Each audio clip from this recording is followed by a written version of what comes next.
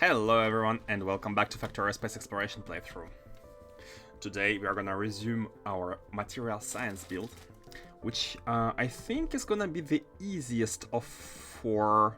Not sure, because energy science is also not so hard, I think, but it will require some off-planet stuff. Okay. Material science challenge is the fact that we have a lot of belts all over the place.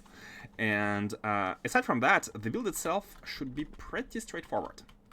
So let's get on with it. There's quite a long horizontal spacing in between everything.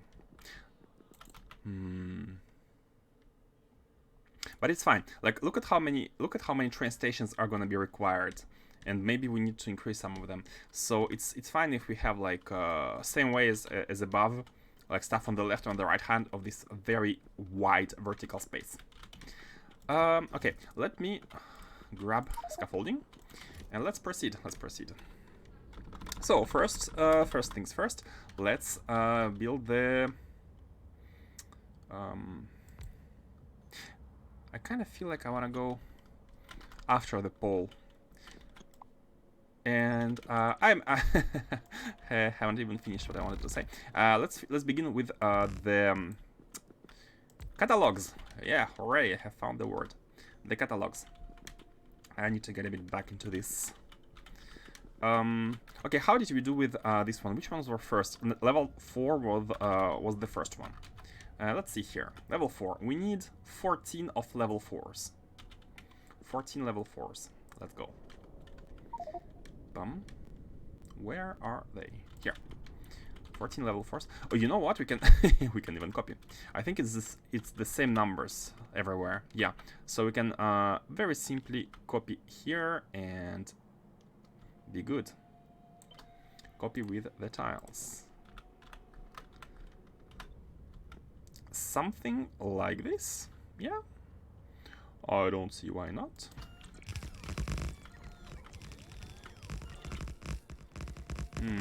We are gonna be needing more transport belts, that's for sure. It's okay, every time we go to the mall, just grab transport belts.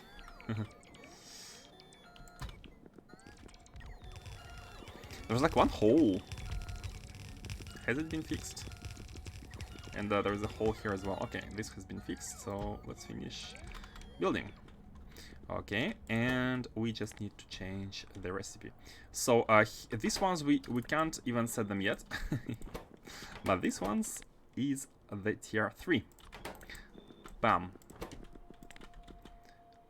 Tier 2. Bam, and tier 1. Bam. Okay.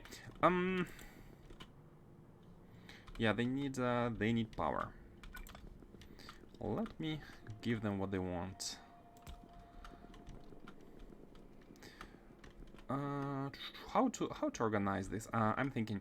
I think we still want to have the right side with some intermediate sciences and intermediate stuff, such as cooling, for example. Yeah, I think cooling is good. It's good to be on this side. So let's proceed. Let's actually do it from yeah. I don't want to waste too much space for the belts, but that's okay. Okay, let's go with the cooling right here, and we could be could be copy pasting. Could be copy pasting the way cooling works. Let me see whether we have any feedback loops.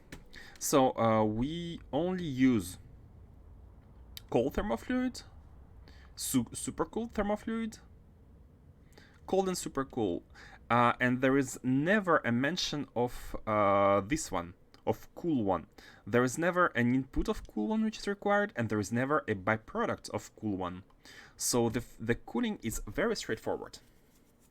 It's very straightforward. And yeah, proof. We are making 23.5k, and we are consuming 23.5k in this one. So that means that this thermofluid is never going elsewhere, or never outputted. I mean, unless the consumption output are the exact same numbers. which would be very surprising. Let me think. Could we do? We could do like 9 by 9 of these, like one row. Could be copying as well. Maybe it's easier to simply copy paste in this case. How much? 10. I think, yeah, something like this.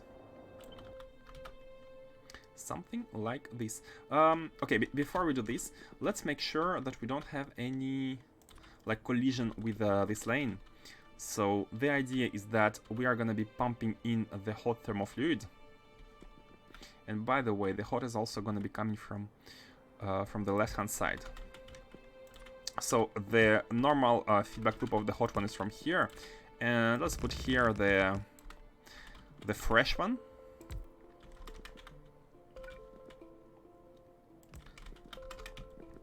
The fresh one could be coming in from here, and it should be connected, logistically connected. And it should only input when we have less than, let's say, 2000. I'm not even sure why we need 2000, but it's no big deal. Okay, and now this one. And unfortunately, there's gonna be one underground. They are like all. I have an idea how we can be consuming them. We can be filling them like from the for example from left to right. Once we are sure that we are filling this belt completely, we can be filling the next one, and this one we don't have to continue it any further. Or we could do it with this one first, so we kind of cut the corners. It goes like this. Yeah, I think it's good. I think it's good. So hot thermal fluid, it's here, and I don't think it's used anywhere else. 23.5. I'm not sure, but we shall see. The hot thermal fluid intake. Because what's going on is that we could be using this lane. No, we can't be using this lane anyways, because we need 3 special lanes for the. I mean 2 special lanes for the cold and cool one. So let's actually put these here. These are gonna be cold cold and super cold, and the hot one. We can do it like this. We can actually be using the same lane, because this is the fresh one and this is the reused one. And the reused one is going with the pump no matter what. And I think we don't need this hot fluid anywhere else, so we can be stopping this lane and we can be reusing it afterwards, which I think is okay. So let me press Ctrl V to get back the setup. Yeah, let's do it like this. Let's do it like this. Quite compact. Or like this would be better, but there's like there is the pylon.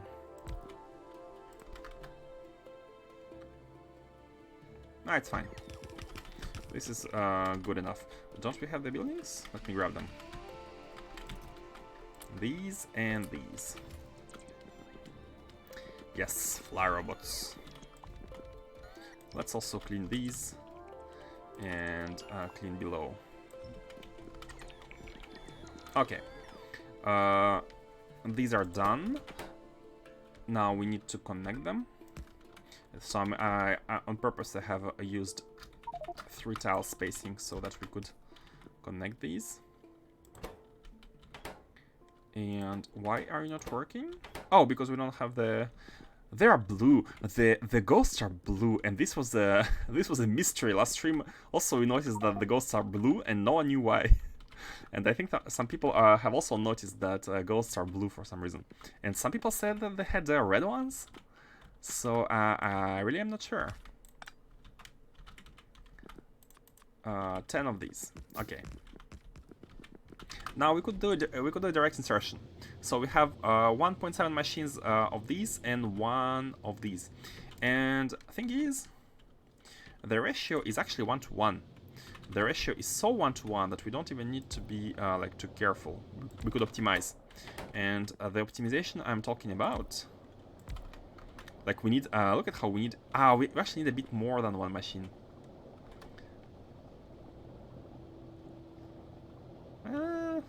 Really? We need more than one? Okay, no optimization, it's fine.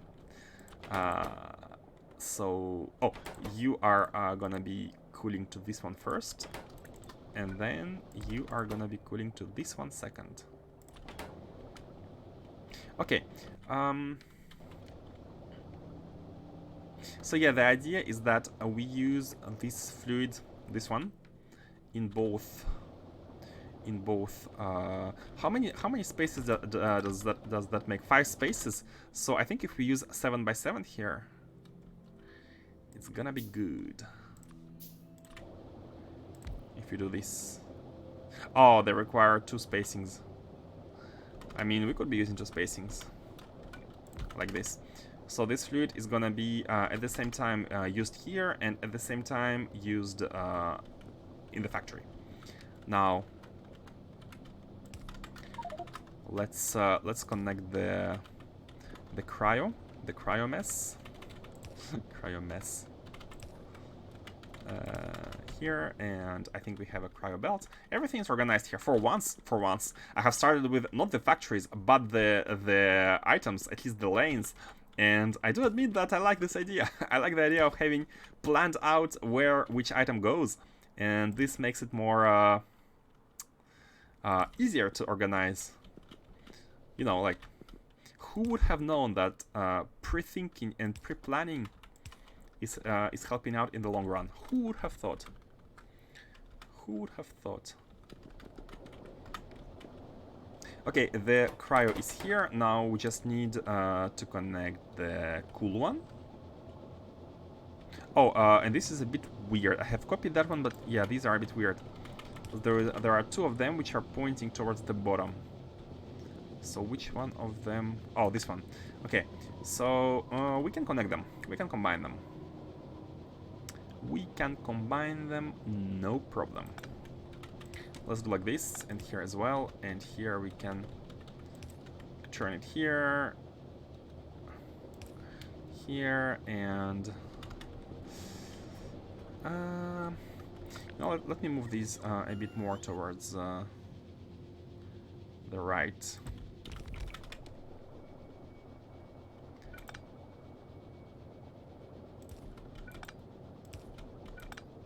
Perfect. This is so that we can copy paste these easier when necessary. Like this and like this. Okay, so these are building. They are filling in the pipe, and they are filling in this one as well. And I need to get some more modules. So this is okay. We do have we're gonna be having an output here, and we are gonna be having an output here. Something like this. Let me join them where they belong, and that is into these 2 locations. We could be land filling everywhere here. There's gonna be belts anyways.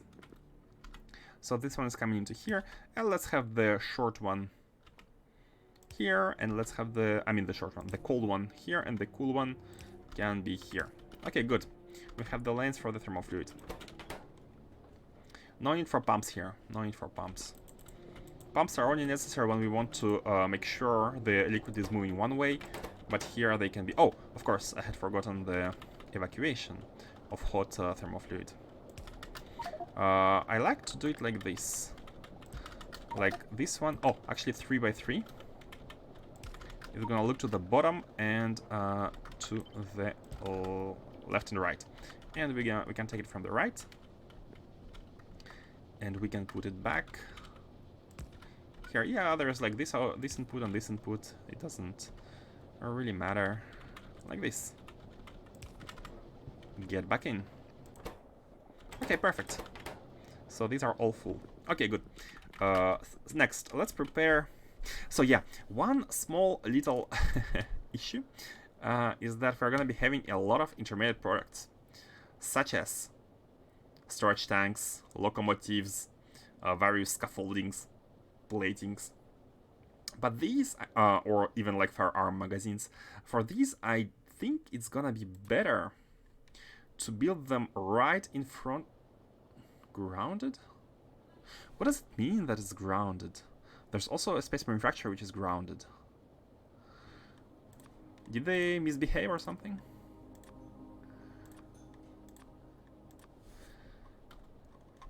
The idea would be to, I think it's only used like in one recipe. Let's see. Firearm magazine and storage tank, are they used in only one recipe? I'm seeing firearm magazine here only. Storage tanks. Where you are. Where are you at? Here.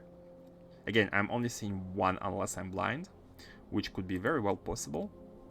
And for example, we are going to be having 2 thermodynamics facilities and 0.5 of these, and it's only used here, so we might as well build it right around in front of it. So we don't have to have like a separate sub-factories producing stuff. How about particle streams? All these 3 streams. They're used, I think they're only used like in one location. Particle stream is used only here. Plasma stream is used only here. No, plasma stream is used to produce these 2, but it's used only in one card. I mean, okay, for the streams, because I'm a streamer myself. Bad joke. I'm gonna produce them remotely. I'm gonna make a sub-factory here. I'm gonna make a sub-factory, and we're gonna feed them. But it's... Nah, I don't like this idea, because they're only used in one place. I'm a big fan of direct insertion when possible. Okay, never mind. Let's do direct insertion. Let's stay true to our to the beliefs. It's important, guys. Stay true to our beliefs. I mean, of course, if evidence points out that they better be changed, well, they should be changed. But still. Okay, so this is unnecessary, and I think we don't have space landfill anymore. Yeah, so let me go back to base and grab a lot of space belts, undergrounds and landfill. That's gonna be important. Material science requires a lot of, well, material. Who would have thought? Who would have imagined? The trains. I like how fast they are. But they actually do take time to reach high speed. So whenever this network becomes congested, the maximum speed is not even gonna be that important. Hey, Ilham93, how are you doing? Wow, that's a nice emote. Oh, it's your own. Are you also streaming? Laser train. Yeah, it's a laser space train. It's a laser space train. It's not just a train. Let me grab some stuff and then I'm gonna show you. Yep. Oh, sure. I'm gonna check you out if I see you. I'm gonna check you out. Are you also playing Space Exploration?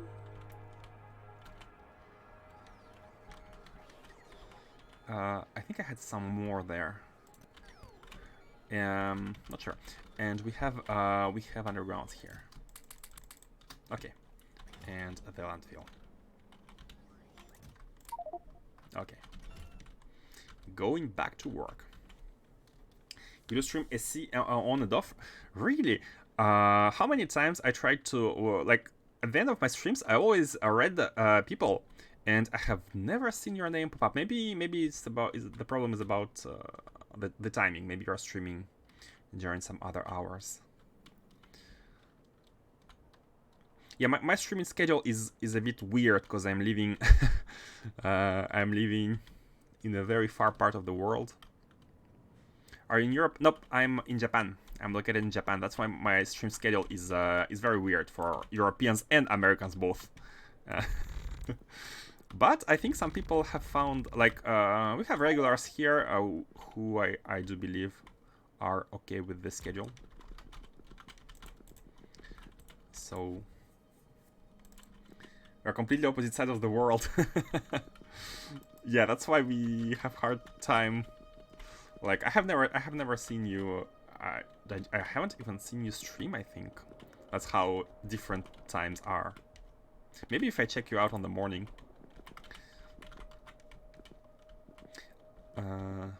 How far are you in your space exploration? How far are you? Oh, I promised to show you space trains. So here, for example, this is a moving train. I really like. Basically, there are two mods.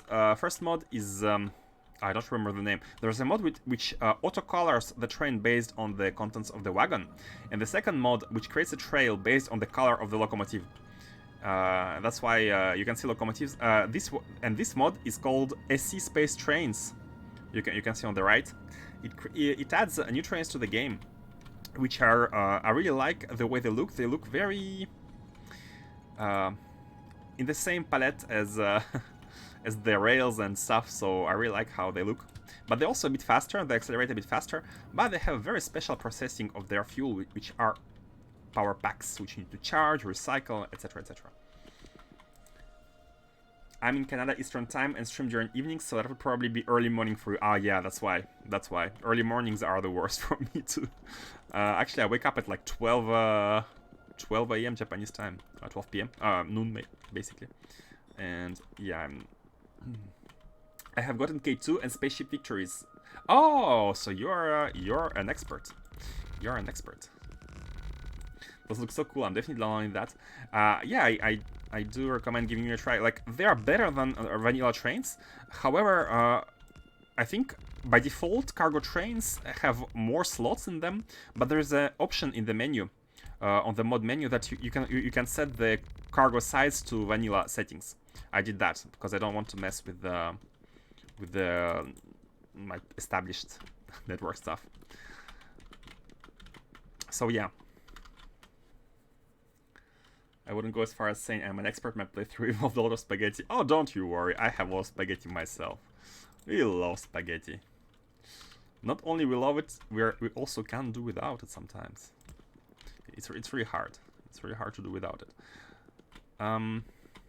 So let's see here. How should we organize the cards? We have the catalogs on the left, some cooling on the right, but I think we can use both left and right hand sides in order to produce the cards. Let's see here. How about making cards for the 3 and 4, tier 3 and 4 on the right hand side, and cards for 1 and 2 on the left hand side? This way. Oh, and I think I made a small inaccuracy here. They're a bit too close. Shipping in the items would be a bit yeah, I think I'm gonna move everything. I'm gonna move everything one tile to the left, and to not delete stuff, I'm just gonna extend. Something like this. Yeah, tiles. How many do we have? 7. Okay, so 1 and then 2 more. Oh.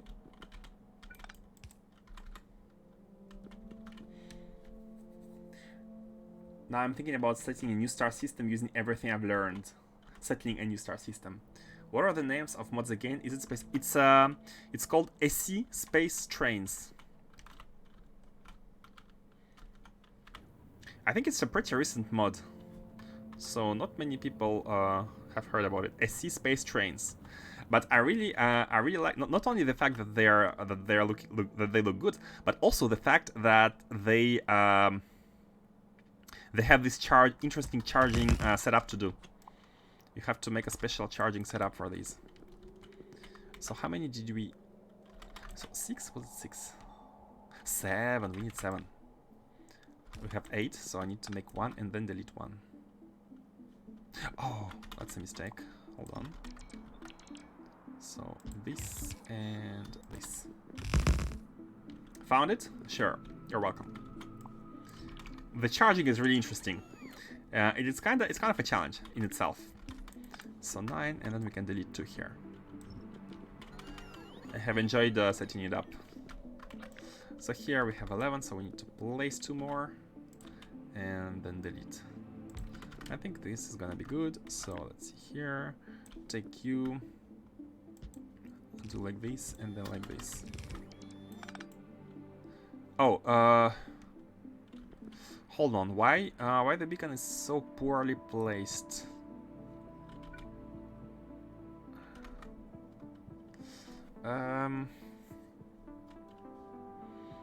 Because I have never expected to go that far. Oh no! That's just a mistake. They should be like this. Yeah. And here is the even number. So we can just do this.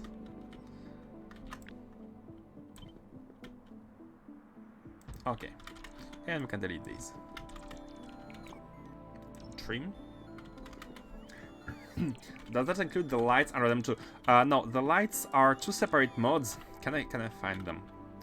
The lights. Let me check the trains.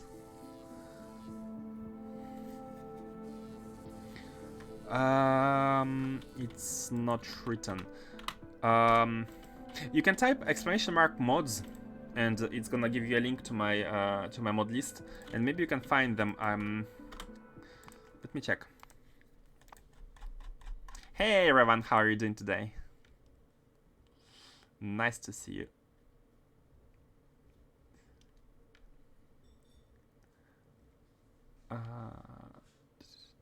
Oh, this one. No, not this one. Enhanced map colors is yet another one. Automatic train painter. This is the first one, which paints the train based on the cargo. And there are some options. Automatic train painter and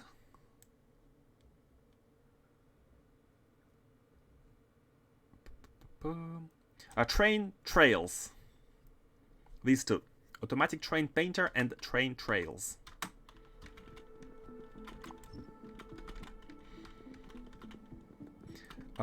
Let me check if the ratios are expected. 11, 7, and 4. Sweet, you're welcome. You are welcome. 11, 7, and 4. Perfect.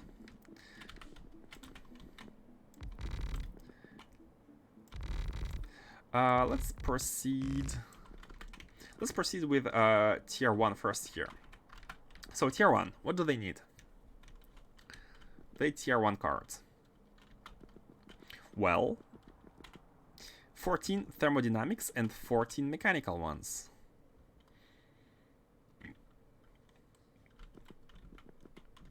Are they in order? I do hope they're in order. Let's see. Cold thermodynamics, hot, tensile, and compressive. Cold, yeah. 14? Yeah, 14 thermodynamics and 14 mechanicals. Put one back, and and put one back. Okay. Oh my god, sorry about the bots. I'm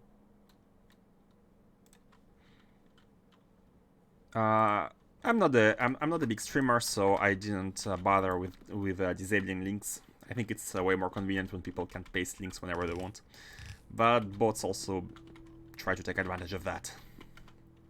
But it's not been too big of a problem yet. So for now it's okay. Okay, so the first one is featuring the tier 1 to the left, tier 2 to the right. Second one is featuring tier 3 to the left, and tier 4 is gonna be to the right. So here is tier 1 and 2, and they're a bit like this. Yeah, we need to switch lanes for them. Bam, bam, bam, bam, bam. Okay, we have the outputs. Now, let's see. So we need how many belts of inputs? 1, 2, 3, 4, 5, 6, 7, 8. Simple. So let's do it. Let's do it like this. Bam, bam, and bam. So for the number 4 and the number 3, we're gonna be sending belts from the right-hand side, because I think it's a good repartition. Like because we don't have any intermediate production facilities. Like for example, compare it to bioscience, right? For bioscience, we had not only a lot of cards, but I mean 16 cards as for every science, but we also had a lot of intermediate recipes. All these biomasses, the neural gels, etc., etc. So for material science, in contrast, there is nothing like this. We have nothing to do. Everything is localized, and this is why we are gonna split the sides. We're gonna have left-hand side for everything, like the cards for tier 1 and 2, and right-hand side the cards for tier 5, 3, and 4. So we can actually make these belts. I mean, we can cross the lane for these 4 belts whenever we want. It doesn't really matter to. Okay, and this one, and then these, yeah, like this. So now we have 8 belts of card inputs. And let's proceed. Yeah, don't need these for now. Let's proceed building sciences, building data cards. So for the first ones, we actually need no intermediate recipes. We do need plasma stream. So it's I haven't split this. I don't know how many plasma generators are required just for these. Let's see, 2, 3, 5, 0, 5, 8. So it's like 4.7 would be twice as many, and we are at 5.8. 4. Sorry, 4. 2. This is too hard to math out. So let's actually 2350. We can just make a separate temporary setup. 2350 of the stream. I'm gonna say 2. 2 machines are necessary. Stream. Where are you? Oh, this one.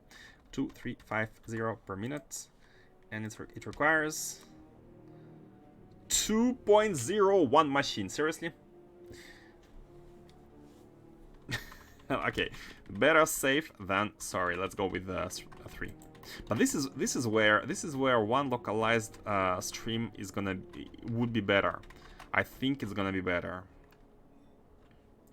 Yeah, let's have at least one localized production of plasma stream, and we shall have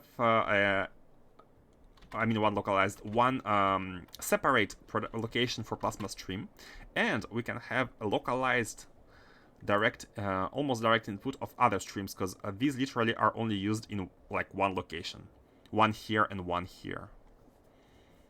Let's just have the yellow one being produced a bit aside, so we don't waste machines. That's the reasoning. Waste machines. Wasting machines is nothing in Factorio, but like one-time usage is nothing. But still, let's have them here. It's fine. Plasma stream. How many? 6, right? Yeah. Before copy pasting, we can be connecting them. This one in and this one out. Nothing crazy, and we just need stone. By the way, is stone used elsewhere? Yeah, it's gonna be used at least to produce sand. I remember that. And output of the plasma stream. Perfect.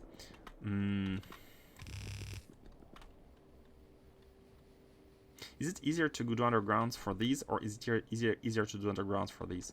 I think the convention wants to make transversal lanes to bus use undergrounds. The bus should not use undergrounds if possible. I mean, I'm not an expert on buses. I don't like buses. For those who haven't been here, this is a non-bus playthrough, unfortunately. For small sub-factories, like a bus-like organization is the most efficient, I would say. I mean, the most efficient. The most efficient that I know of. Of course, it could be spaghettified. but at least just for sub-factory organizations, okay. But no like main cross-base bus.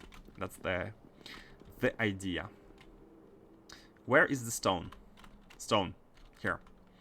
This one. Okay, let's go grab it. Where are we turning? This and this. And now let's just... Oh, yeah, let's make sure we are properly going in between the lanes. Yeah, this is okay. And now we can be free. Yoo-hoo! Oh, too free. Too much freedom is also not a good thing. Okay. Chemical gel coming from... I want to say here, but it's so far that I have to go back and check. From here and the other... Oh yeah, the stream we're bringing in could be using... this lane on the left side of the... cooling ones. I have left some space here, so it's all good. Like this. This is gonna be for the stream. And this one, yeah. Bam, bam, bam, and bam. We should be producing it after the stone is in. Let me also not forget to put the modules.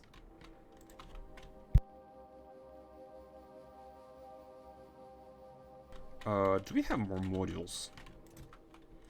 No. But we do have at the base, if necessary. Anyway, look at the belt, like the speed we are using the belt at.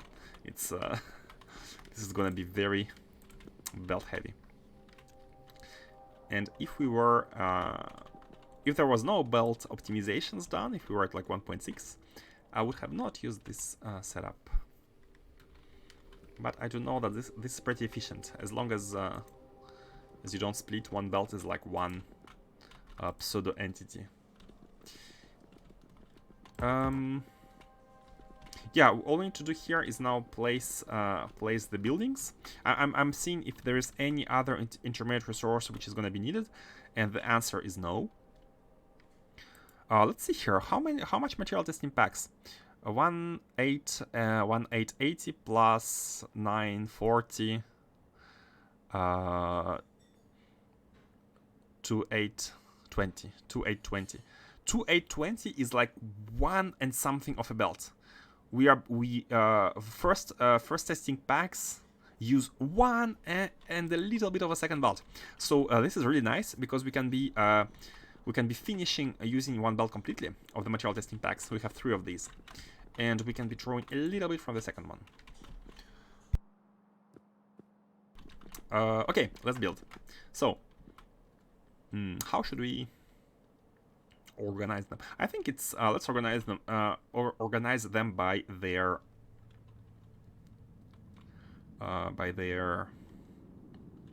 buildings. So these two go together. Should they share input belts or output belts? Oh, but they use like both of them are using a lot of material testing packs together, which is okay. Yeah, it's fine. We can actually put all the 3 belts in the middle. We need one belt of input for these, one belt for these, and they both have 2 output belts, but they also output contaminated scrap. Oh, I realized that I have not made any scrap recycling facility here, because we are processing scrap right away. We need 6 decontamination facilities. Let's build it here. Let's build the scrap decontamination first, so we know where to pump the stuff. Decontamination. I have not taken these, have I? Decontamination. No, I haven't. Recycling. No, decontamination. Yeah, I don't have these. Haven't planned as far. Okay, let's drop what we can. And make a trip. Can be restocking on space transfer belts and undergrounds and scaffolding. Hmm. I think material science... oh. Material science should be fast. I think material science should be quite fast. Simply because it's very straightforward. We don't need to colonize like any other planet. We already have the iridium. We will only need to be making the resource. There is a this one, right? Heavy composite is gonna be a requirement of Material Catalogue, and I think as all other tier 3 resources, it can be made on Novice. It should be made on Novice. But we cannot take it just yet because we haven't reached Catalog 3. We have just... up, going too far. Oh, by the way, speaking of going too far, I think I have prepared space for the solar panels. I shall see later. I think we have enough power. We needed like 40 gigawatt for the factory, but I think it should be okay. We shall see. Anyways, here we need to take 6 decontamination facilities. 6 decontamination. 9, 4. Okay, let's have exactly 6. I was thinking about overkilling, but it won't be necessary. Oh, and also we are processing iron. Sorry, we are taking in the uranium in this base. We are taking in the uranium ore. So we want to actually be transforming it. Can we do that in space? Let's see here. We need to do a processing. Oh, we can do it in a radiation facility. I mean, makes sense. That does make sense. And then we need a cover X. Okay, we can set it up later. We can set it up later because uranium won't be accumulating nowhere fast. Won't be too much negation in the phrase. Oh, did we bring? Oh yeah, we did bring cosmic water. We brought everything. We brought everything, so we are good. Haven't taken the belts. Yeah, the belts are gonna be quite an issue. So let me take the belts first. 1, 2, 3. There are 3 machines building the belts, and they need copper. We don't have copper plates. Oh, hold on a second. Are you not traveling? Oh, you're not traveling because you're not requested. You're not that requested. And you don't even have copper plates. Oh, do we have a copper plate issue? Of all issues. Yes! Yes, we don't have any copper plates on Novice. We don't have any copper. That's a new one. Copper is gone. Copper is gone. Wait, copper is not gone. What's gone? Is the Vulcanite. The Vulcanite is gone. Where was it? It was here. So what's happening here? The rocket cannot deliver enough of it, apparently. Let's check Shenong. You are full. You're not quite full. You are not quite full, but you should launch disable space capsule. You don't have space capsules? You don't have a space capsule? I'm sorry, what? Is there...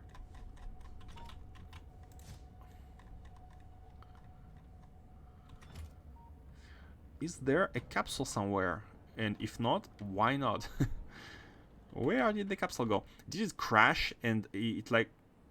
Oh, look at the destroyed electric poles. Ah, they're not destroyed, they're just ghosts. Yep, the rocket did crash. And because the electric poles are destroyed, these roboports don't have energy and they cannot even collect everything. And I do believe the capsule should be... Oh, no, hold on. Capsule should always land on the landing pad, no? the capsule should always land, and it should be transferred, which did not happen. I mean, oh, there are quite a lot of crashes. I think this requires a trip. I think this requires a trip. But then again, where is the capsule? There's a bunch of stuff, crashed stuff, but yeah, we need to space out some roboports a bit more. Oh, I know what happened. I know what happened. We are having again an issue with the demand. The demand. Okay. Yeah, that requires a trip. That requires a trip to Novice. I'm gonna disable personal logistics. I'm gonna drop some stuff here temporarily.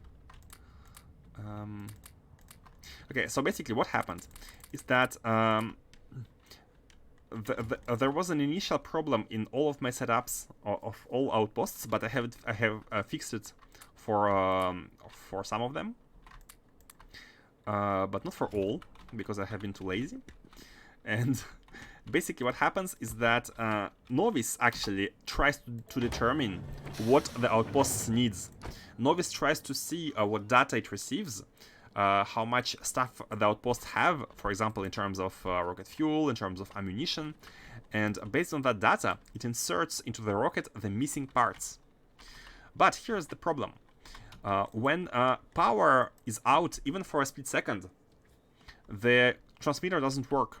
So the transmitter cannot tell us what's wrong. And because of that, the Novice station thinks that there is nothing. And that's the issue with the like tracking of the demand on Novice. We should never be assuming what we should input, but we should always be expecting a request. If that makes sense. Where is my stuff? Here. So the fix is to move the request from Novice to the outpost. We need the outpost to be saying, hey, I need this, I need that.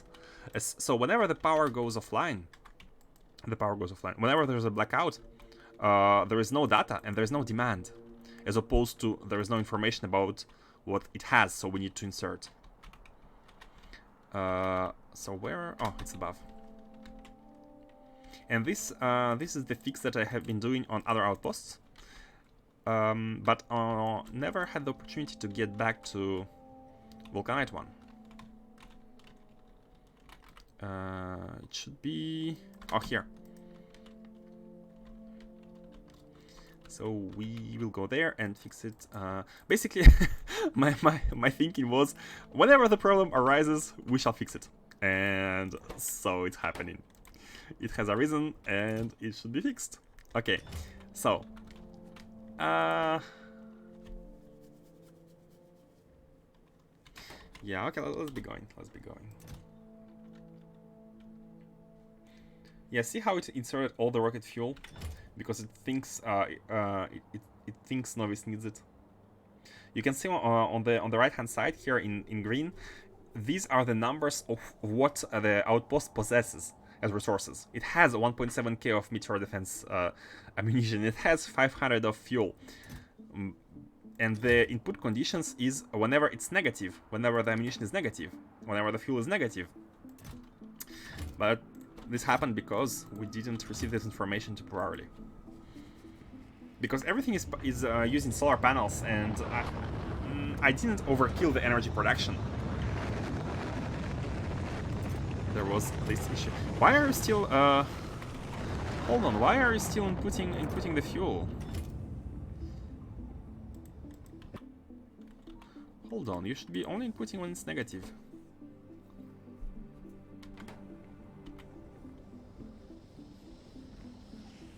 And the fuel is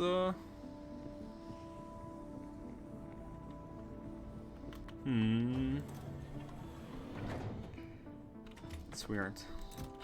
Okay, never mind. We need to transform and put the demand on this side.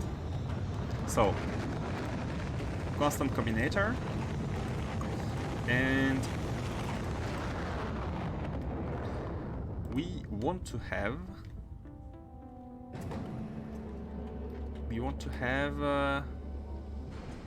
yeah, so there is also a calculation here going on based on the amount of fuel that's required for the return trip. That is required for the return trip. So we need to we also need to change this calculation. We need to move this calculation here, and the way it calculates, basically, the liquid rocket fuel here we can divide. Basically, this value depends on different factors like the distance to the planet and the size of the departing planet. So we need at least this amount of fuel. So we need to divide it by 50 to get the number of what's the word?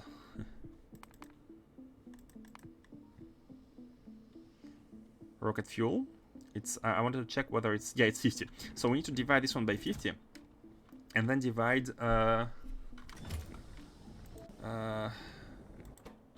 divide it by 50 and multiply by -1 to transform it into a demand. Yep. And this calculation must be done here. And this way we're gonna know how much fuel we need. So the rocket connects to L, and this outputs -1K. Makes sense because it's like 50 something K, so we divide by 50 is 1K. -1K, and we could also add some constant value just to make sure we really do have enough, but that's unnecessary because we are using productivity models, so we're actually getting more than 50 per rocket fuel. So we don't need any negative value for like additional value for that, but we do need to make sure we always have at least 20 packed cargo rocket sections. That's a necessity. In case the rocket crashes, we need to completely like remake all the cargo rocket sections. So we need to have at least 20 here at all times. And the last, sorry, I'm for some reason I just did Alt Tab to switch planets. And on Novice here we also need ammunition, so we need -200 of defensive ammunition, which is going to be added with the amount we possess, and this value is going to be sent. So whenever there is no value, there is no demand.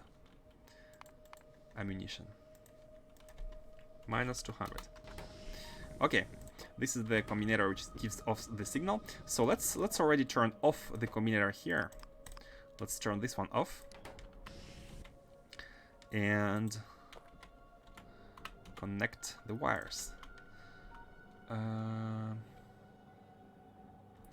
So this is the fuel calculation, -1K. It's going with the combinator, and they are all going into the signal. Oh, what? Something has been deleted. I think it's kind of a bug. Whenever you use infinite wires in N mode, sometimes like when you connect, it drops the wires on the ground or something. Not sure. Hold on a second. How much? -100. So this value should be broadcasted, and oh, of course there is this connection as well, which needs to be removed. The calculation now is happening twice, which is okay.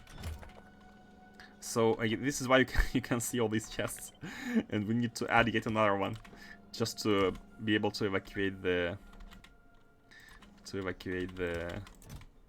defense ammunition. Okay. And another optimization we could be doing is to, instead of sending a green signal before, I was sending a green signal. Basically, the rocket should be launched whenever it has, whenever it has less than 10 empty slots. And I was always keeping the empty slots in order to be able to, like, input the packs and whatnot. But instead of that, we had another optimization, which we can copy from a planet.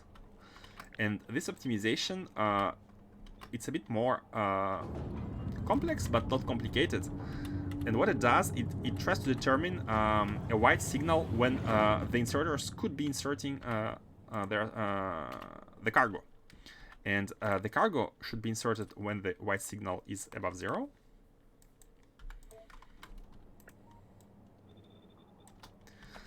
Okay, and let's connect it to here. And white signal is determined by two parallel combinators, and parallelism here makes it so it's an OR basically. But whenever one of these is true, then the look, the green wire just dropped. Not sure why.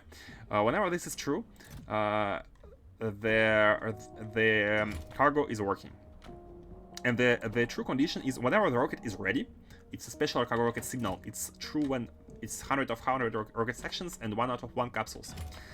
Or when there is a lot of space, 33 slots, basically to allow pre-filling the rocket while cargo rocket sections are being inserted.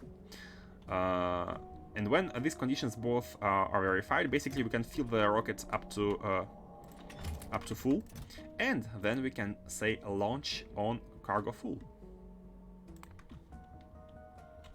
And here it goes.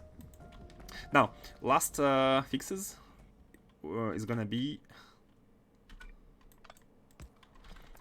to connect to connect the grid all around the rocket to allow for yeah, I think it would be good to have the superchargers kind of first, and the roboports a bit further, because roboports have a better construction zone than the superchargers. Like here, superchargers are logistics only, and then we can put roboports like all the way in the big square, something like this, so that the rocket crashes in a radius. I'm not sure how far the radius is, but what I know is that we have to place a network, like a square network, all around every single landing pad to handle the rocket crashes. It really is unfortunate that it cannot be like teched to have a 0% crash, because this setup is not only required early on but later on, and yeah. Let's have a requester chest.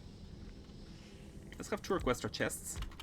One for all the fuel. One for all the fuel. How many can go into you? You are 256, so 2,500 is gonna be good enough. It requests all the rocket fuel wherever it is, and this one is gonna request all the cargo rocket sections. What 200? And they are gonna be outputting their stuff into this chest. And however, only when the chest is only when there is not enough. Define not enough,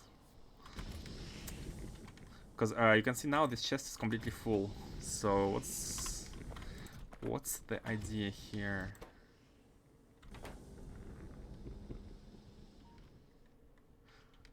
Yeah, they cannot empty the... Oh no, hold on. They have been. This has been emptied. Yeah, because the fuel is being burned. Yeah, because we input too much fuel, basically. The idea here is that these only input when, let's say, when the cargo rocket sections are below 120, just to keep a 20 difference. Because when the rocket arrives, it can have up to 100 core rocket sections, and we just want to like always ensure this belt is working like sometimes. So we can set it to like have 20 offset, and the rocket fuel is gonna be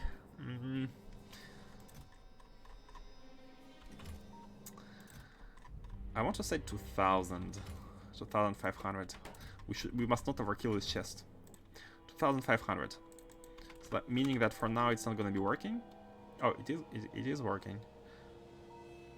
2.6k, huh? We have 2.6k, hold on. Why are you working? When it's below 2.5k. But you have 2.6k.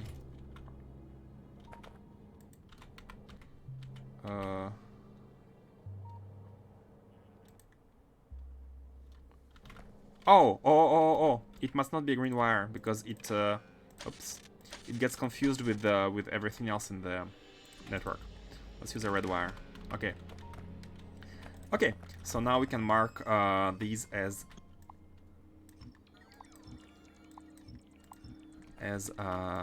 trash. No, come back. No, not here. And we do have the cargo one. Okay, and you go input. Why there are so many?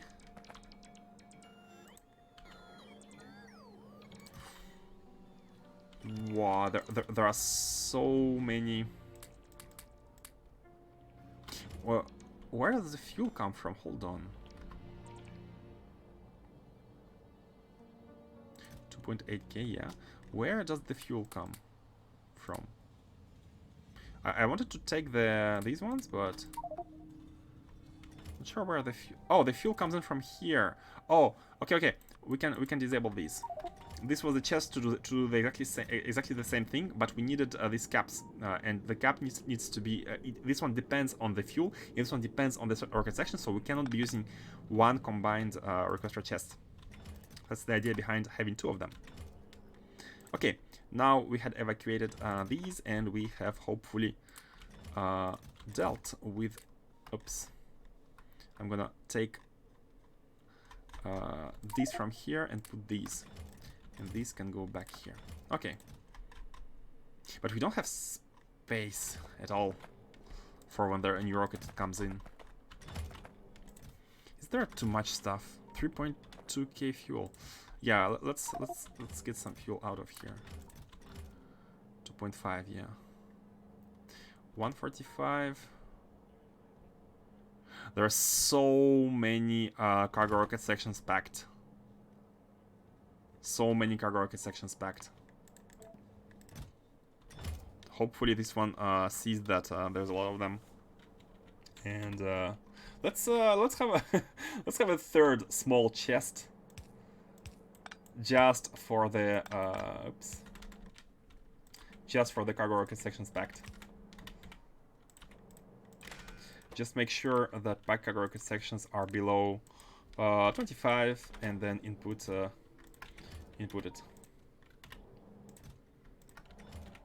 Not end mode. This and this.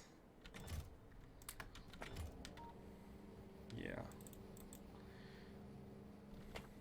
So we have a bit of space for like when the rocket comes. It should use fuel and stuff. Yeah. I almost want to clean it up more. I'm afraid that when the next rocket comes, I mean, it should only deliver just a bit of fuel, and we should be fixing it back home. This should now be okay. This should now be okay. So let's go back home, and I should have removed these two combinators, or at least we could be disabling them. But removing is good enough as well.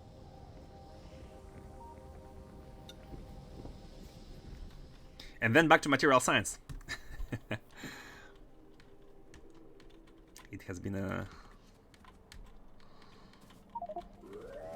Okay, so remove these.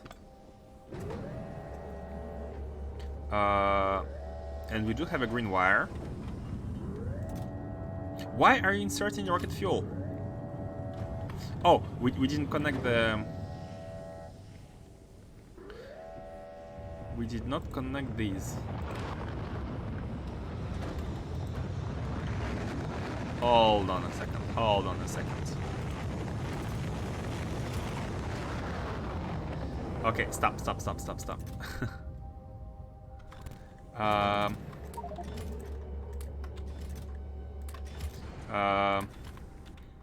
just connect you to you directly. Okay, now you shouldn't be inputting rocket fuel. We need to make sure that everything which inputs stuff is connected to the green wire here. This is the green wire which handles the request. You are unnecessary, and you are here just to display the values. And oh, you need to launch when... You need to launch when nothing is negative. If everything is above or equal to 0, then you launch. But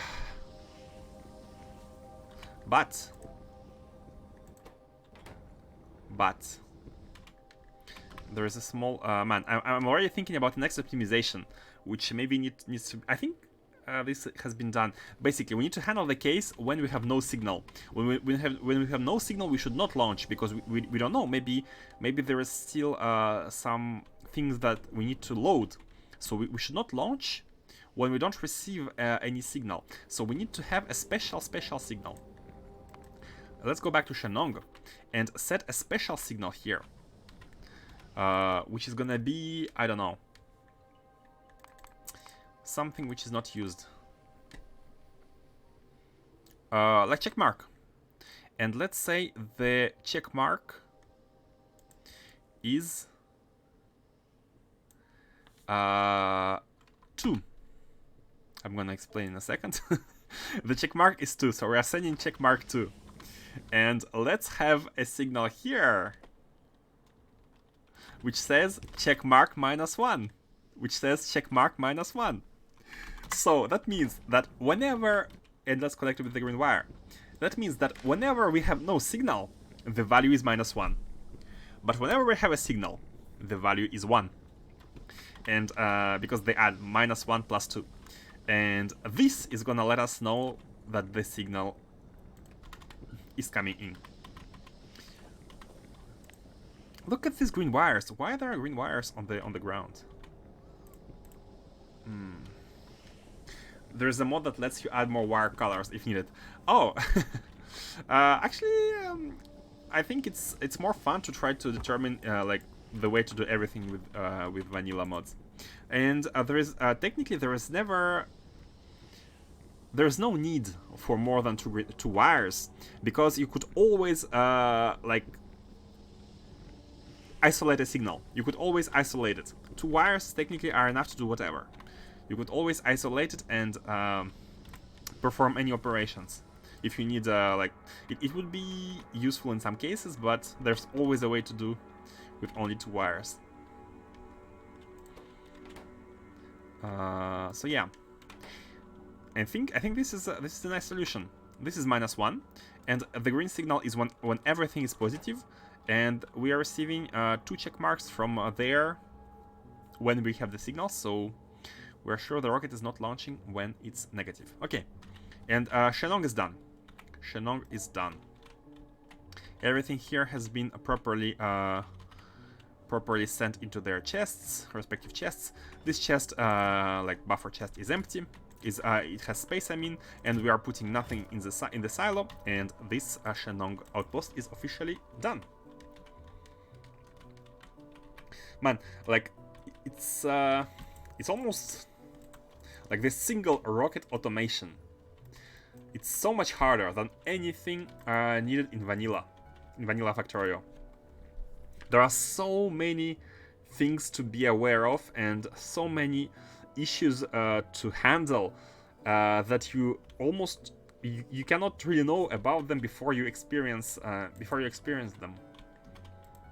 And that it requires so much care. Like everything around the rocket requires so much care.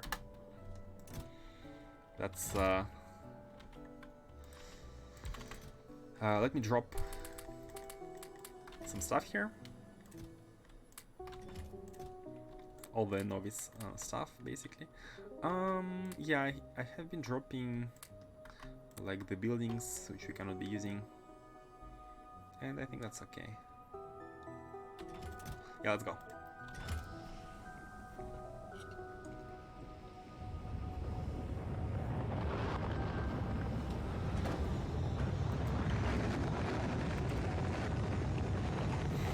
I'm not even sure what it is. I'm not sure what it is for. What was the blue signal again? I don't know. When needed, we can get back to it. But for now. Okay, so back to work. Back to the interesting part. Let me grab some more belts, which should have been made. Oh yeah, so did you solve our copper problem, by the way? All of these because we noticed that there is a problem with copper. And the problem with copper was due to the fact that we didn't have enough vulcanite. So now we can see that we have we do have vulcanite again, and the copper is being smelted once again. And vulcanite is actually it's kind of critical. It's used in the smelting of copper, iron, and steel, and it's also used everywhere else. It's like if you don't have vulcanite, you can't do anything. So this Shenong fix was a time bomb, basically. At some point, it was necessary to go and fix it. And it's done. Same for some other outposts. I think there is like 1 or 2 outposts that still need improvements, but we shall see whenever we experience the problem.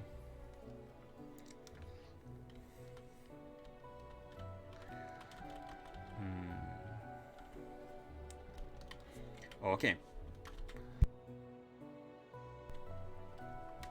Okay. And let's proceed without any further inertia. Okay, good. I wanted to land on the platform, but I missed it. Without any further ado, let's do it. So we need... I was thinking about the way to organize the inputs and outputs. We have 2 belts of inputs for both of these. And we have, for each of them, a belt of outputs. And they actually... Oh, no, sorry, these ones. And the contaminated scrap, the amount of contaminated scrap is insane. It's already like 2 belts. It's already 2 belts. So what we could be doing is to have... I think outputs on the side is better. Yeah, outputs on the side is going to be way better. Yeah. Okay, let's do it. Let's have the... We need some space on the outside. Let's have the inputs be in the middle. Oh, so cold thermodynamics and I believe hot thermodynamics. Yeah, we're gonna be having 2 of these. Man, this pylon is a bit in the way. Let's move everything to the left so that we don't hit the pylon.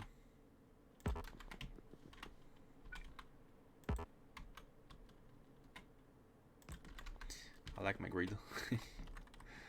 Yeah, something like this. I want more.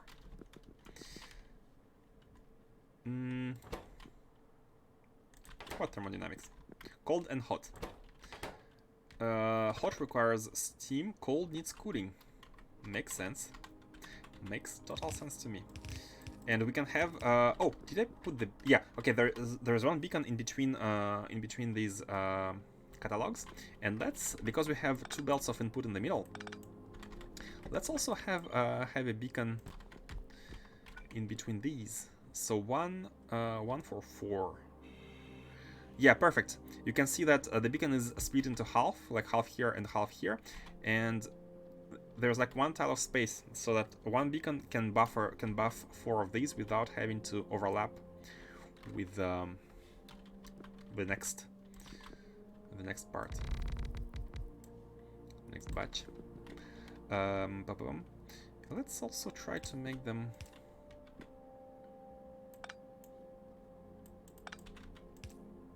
Let's have it by 5. Let's try to make them somewhat symmetrical, independent of the beacon positioning. Let's try. So hot can go out of here, and cold can go in here, and we can be having the input of stream here.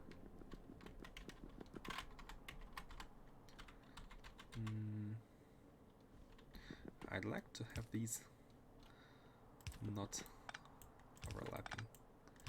Tack, tack, tack, tack, tack. Yeah, these ones you cannot drag and drop them. Drag and auto place. If you do, this is what happens. I think it's a small bug.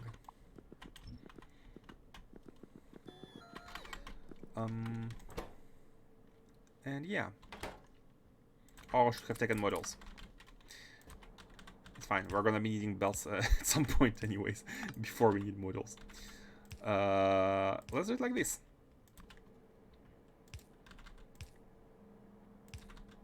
Oh, and yes, of course, let's do it like this. Okay, do we take fast enough? Oh, we won't be taking a material testing pack fast enough. Oh no, 1 every 40 seconds. Oh no, that's really slow. That's really slow. 1 every 40 seconds. That's really slow. But still, let's have 2 reds and 1 blue. It's gonna kind of balance out the slowness of reds. The beacon here. Moduled, of course. And we have the tile. Oh, okay, before speaking about tiles, let's bring out the output. So we have 1 card and cold thermodynamics. Cold thermodynamics. Contaminated scrap. That's what I wanted to say. Contaminated scrap. Oh, I think it was here. Yeah. Let me also plug in all the thermal stuff.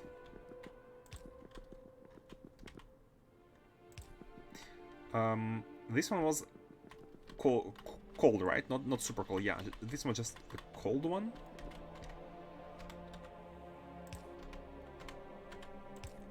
And the hot one is this one.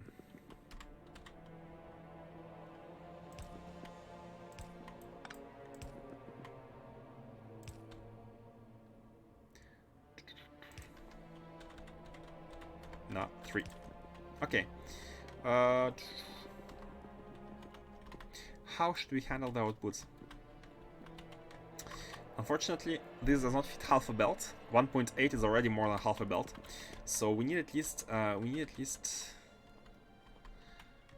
I think we should be using a mini loader here, just for the speed of the output. Something like this, and like this, and oh, I think this should be better. If we do it like this, it can fit. It can fit here. So if we copy that one, does it reach? Yeah, it reaches. So this could be a perfect copy. And we want a filter mini loader actually.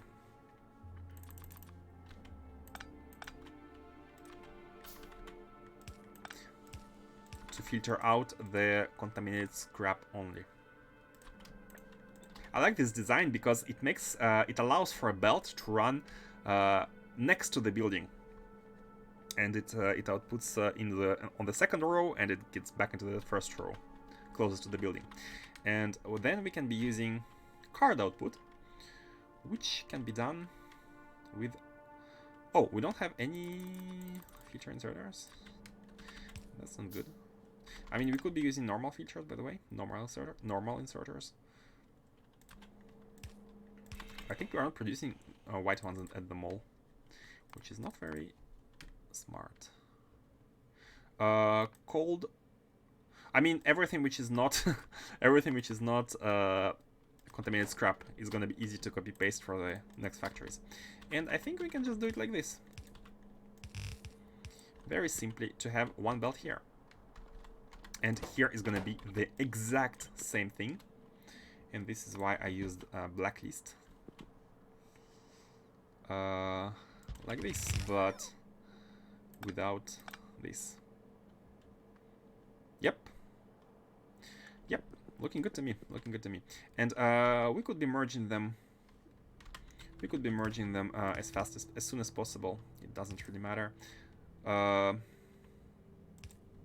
However, the merge, this one's output on the top side and this one on the bottom side. Yeah, so we can just do this.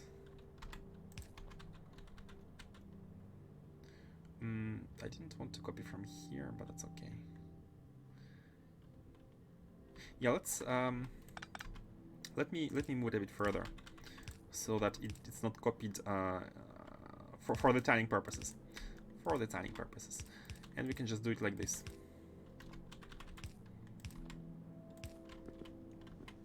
This is the top side here, so it goes left and top, and it could even go here. It could even go here because it's the left here, the top side here, the left here, which becomes the right here, and so it fits the half underground, and then they go back in here, and the first two packs should be done. Now the evacuation of contaminated scrap. Oh, and the recycling. Let's make the recycling facility. So how much contaminated scrap in total do we process? How many belts? Oh man, 5 machines process 11k items per minute. 11k items per minute are 5 belts. One machine processes 1 belt at a time. That's amazing. That's how fast it is. Yeah, that's 5 machines. I mean, that's 5 belts. But we actually need 6 machines. 5 belts into 6 machines. Let's have 6 belts, 1 per machine. 6 belts of contaminated scrap. Because it's hard to balance 5 to 6. I think it's easier to overkill the decontamination and to have 1 belt per. But then the problem is gonna be how do we merge? How do we merge the output belts into our 16? Because 11.5, 4 belts is exactly 10.8. So we are like 700 per minute. We are like at 1/4 of a belt. We are 4 and 1/4, 4.25 of a belt. How do we merge? I mean, it's okay. I have an idea. We can just use prioritize merging. My favorite way of merging. No belt balancers. So, where are the scrap machines? And we have 6 machines. Perfect. But maybe we don't even need 6. Like we can be using. I mean, no, we need 6. But what I meant to say is we don't need 6 belts. We could be using 5 belts by using the priority, special prioritization. Could we go even further? Yeah, I think that's a bit too close. Let's do it like this. So you are scrap decontamination. And fluids can go later. Fluids is not a problem at all. Now, we have 5 belts, right? We have 5 belts.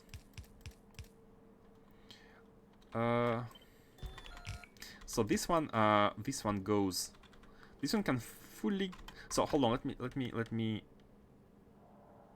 me realize something first. Does one machine handle less than 1 belt, or we need? Yeah, 4.25 belts into 5 machines. So 1 machine can handle more than 1 belt. That's the thing. One machine can handle. No, sorry. There's more machines than belts. So 1 machine can handle less than 1 belt. So that means that when 1 belt. Let's put it here. 1 belt goes into the first machine, and then with the output priority to the left, and then whatever is remaining is continues on, and it gets merged with the second belt on the input priority. Now we only have 1 belt, but this belt is gonna be full. It's gonna be full.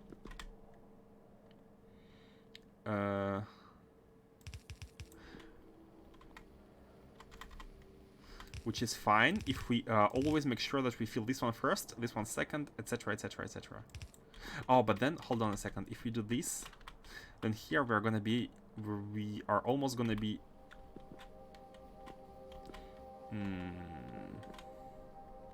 It feels like a full overflow is required. So basically, input from this first. Then here is gonna be input from this one second. Or below. Hold on, I'm thinking. I'm not a big fan of like huge balancers because they would balance too much. If we think carefully, here the belt, let's say 90% of the belt go here. Then the small input goes here. This belt is a bit stuck, so we need this in front of it. And here we are saying that it has an input priority on the left. Input priority on the left, and then we can see the repetition. It's input priorities on the left in order to make use of all the 5 belts in order. And then we can do the same trick here. We can do the same trick here. So we are shifting everything one tile to the bottom, and we are doing it like this. And then we can do the same trick below.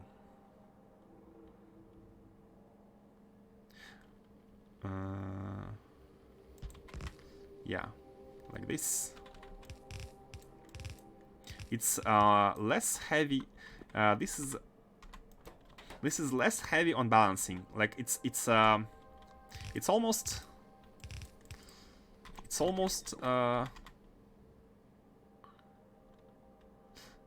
okay, let me finish first and talk later, or else I'm gonna make a mistake. So this is like flowing onto the next belts, and then here we are having the same. No, this one is unnecessary. We are only having 2 of these now. Two belts. Hold on a second.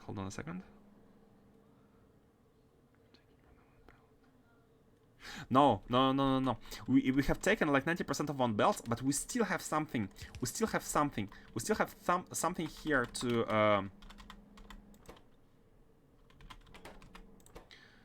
It should have an output priority to the left as well. Input from the left and output to the left. And this one as well. Thing is, this belt still has something, right? And this one should have.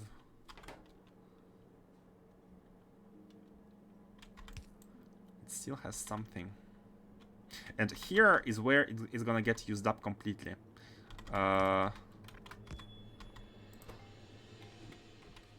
So if it gets merged with this one, how to do it? It gets merged with this one. It takes input from the left, outputs to the left as well, and then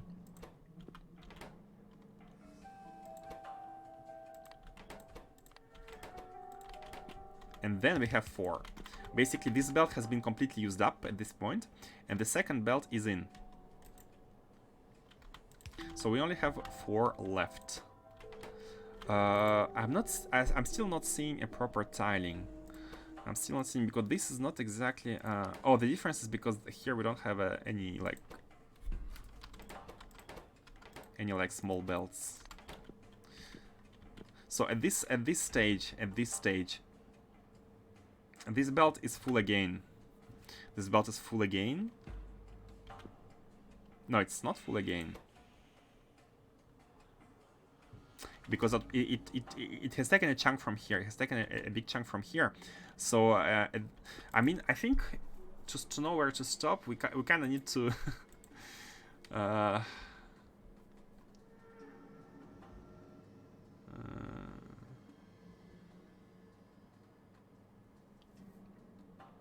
That's annoying to measure. all of this is to avoid balancing. But we are kinda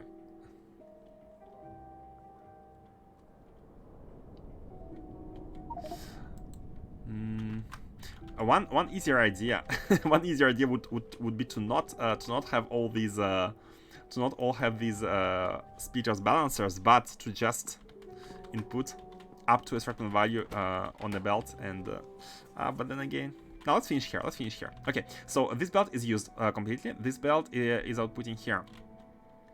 And let's... it requires measuring. Like 5.1 machines.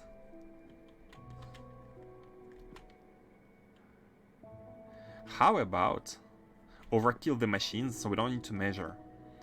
Like if we have 10 of these, and we have 5 belts of input, we can just have one belt go into 2 machines, and then we are done with it. I think I'm gonna go with this idea. That's way easier. That's way easier. No need for splitters, no need for balancers, and it handles everything. We're not gonna be using every single machine 100% of its capacity, but it doesn't matter. All we need is to process 4.5 belts, 4.25 belts by any amount of machines. I think that's gonna be even easier on UPS as well, because we're not gonna be using splitters.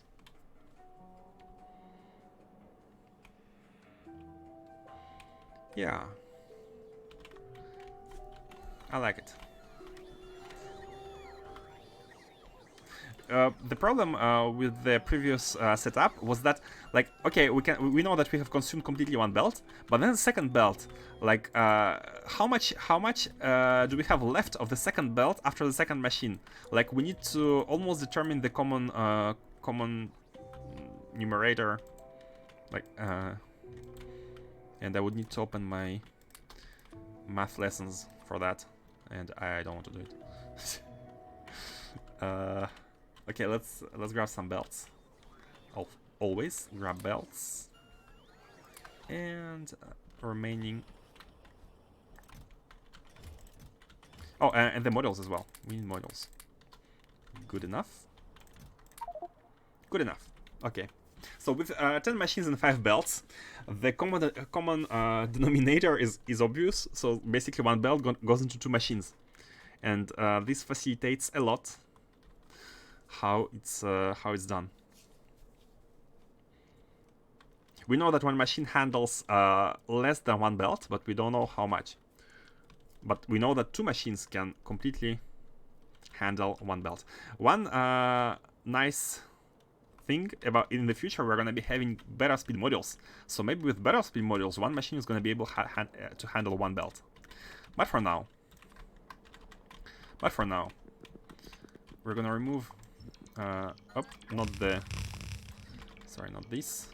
1, 2, 3, 4, 5. So you are going here, and one here and one here. That's all. Second one does the same.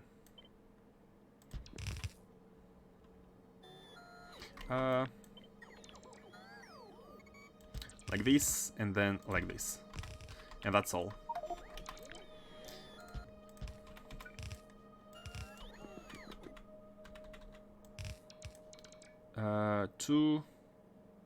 No, hold on. Misplaced.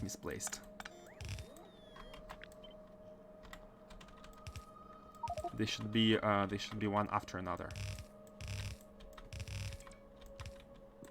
Okay. 3 is gonna be here, and 4 is gonna be afterwards. So we need to mirror this towards the top as well, because these are gonna be the same. I'm gonna remove these.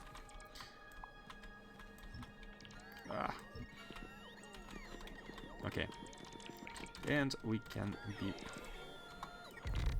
Oops, a bit too far.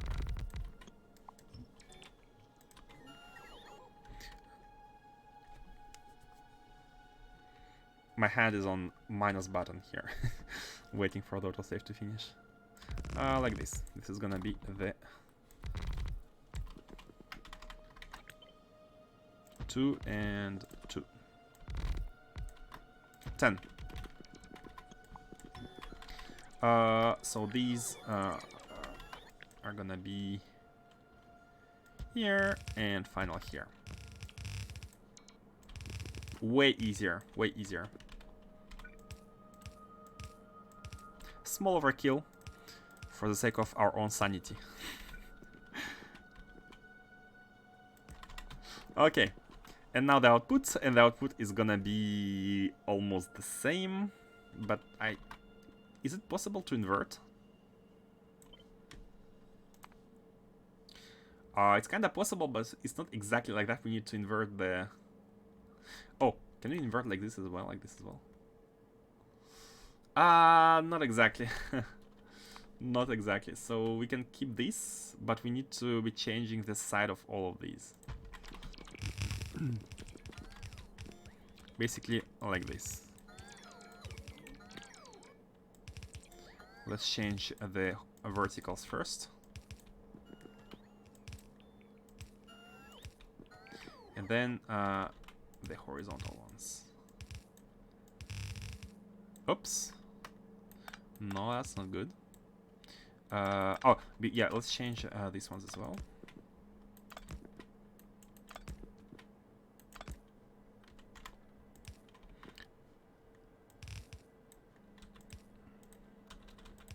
Okay.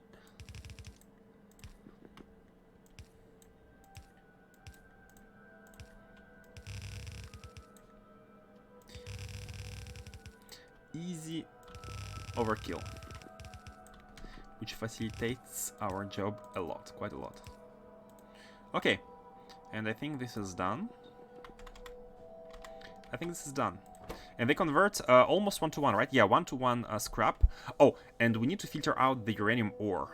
We need to filter out the uranium ore. Let's... Okay, for the uranium ore, we can be outputting to a special belt. Let's have the... I should be copy-pasting it. So this one is the scrap. And we are going to be having the same setup as over there for this one.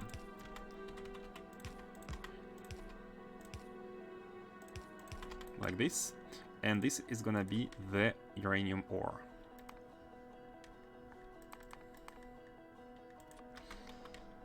Like this. Perfect. And we can copy this now here.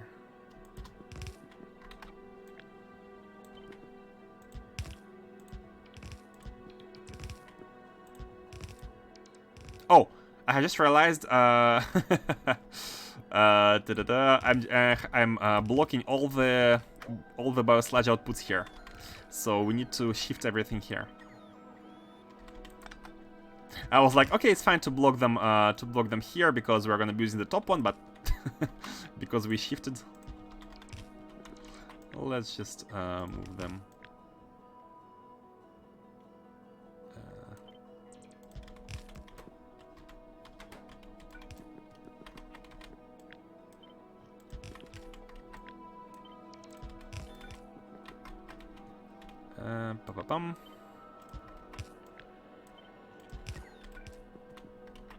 And finally, here and here. Oh, did I not copy the scrap? Scrap. Man, I really should put in the armor the thingy to not get moved by the belts. Or I should be using jetpack, but I don't like even the smallest inertia. It messes. Like I want to stop and automatically start building, but if I'm in the jetpack, it still has a small inertia, and I'm like, ugh. That's why I'm landing sometimes. And also there's like a smoke which hides behind it some stuff sometimes. So okay, looking good. One thing to note is we have 4 belts. We have 4 full belts and one which is gonna be not exactly full. So we could do here. We could do a combination like this. And the idea behind that is we're gonna be compressing the 4 belts on the right. So no input priority, output priority on the right. Output priority on the right, output priority on the right. Should we also be setting input priority? Let's have input priority from the right. I mean, it doesn't really matter. Does it matter? For the compression? Priority on the right. If we use input priority, then we're gonna be make sure that some of these machines are always gonna be working and some of them are not gonna be working by groups of 2. Are not always gonna be working. And that's maybe good, or maybe it doesn't even matter. I think it doesn't matter. I think it doesn't matter. Like the split of the work between these 10 machines. I think it doesn't matter. So I'll put priority on the right for all of them. That means that 4 of these belts are completely full. And that is gonna help us remove the 4 of 16 belts here completely. We can be, yeah, it's fine. Let's just do this. These are four fully compressed belts of scrap. And this one is not exactly compressed. This one is not exactly compressed. Oh man, that's we need to be a bit tricky here. We have to do something like this in order to properly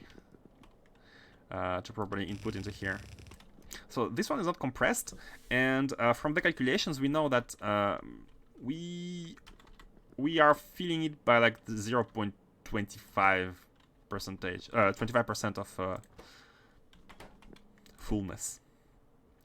And let's also set the input priority. Why not? So let's see how it goes. Let's see how it goes. And the other ones are empty. These ones can be completely can disappear. They can disappear from the lane, and they could actually be replaced. They could actually be replaced by these. Somewhat replaced. Let's keep 2 lanes of space in between. So we can have 5 belts of the contaminated scrap, and out of these 5, like this. Like this and like this. Out of these 5 belts, we are gonna be using almost like 1 and something, right? These 2 cards are already using 3.6, 3.7, 3.760. 1000. They're using like 35%, 1 fully and 1 at 35%. Let's see. Okay, let me connect these. Let's bring them close together towards the bottom, because they start here. So here we have our 2 belts of contaminated scrap, and yeah, let's be passing them. Let's be transferring them like this.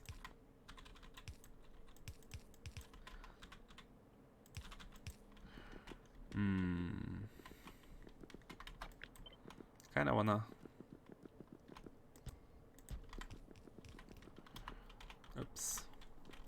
I want to have the proper spacing. So the proper spacing, where does it start? It starts here. And then it ends after 5. No, not after 5. Yeah, after 5.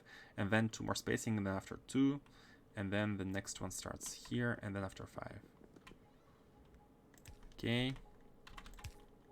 Like this.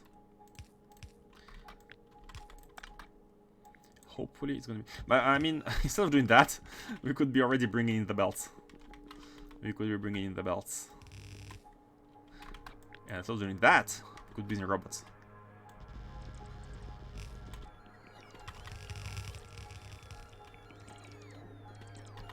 I was just about to say you're over-engineering here, but now you have the solution I had in mind since 30. I mean, be sure to say it next time to spare me 30 minutes. Be sure to say it next time.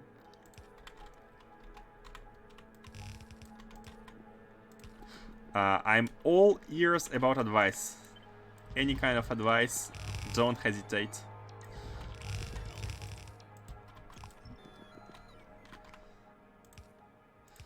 Let's go like this.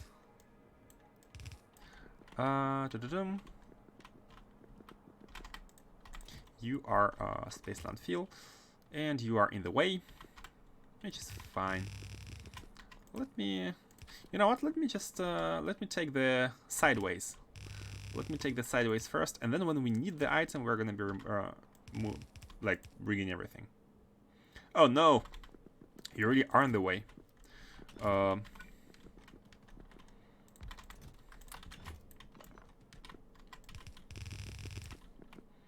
these are the side ones.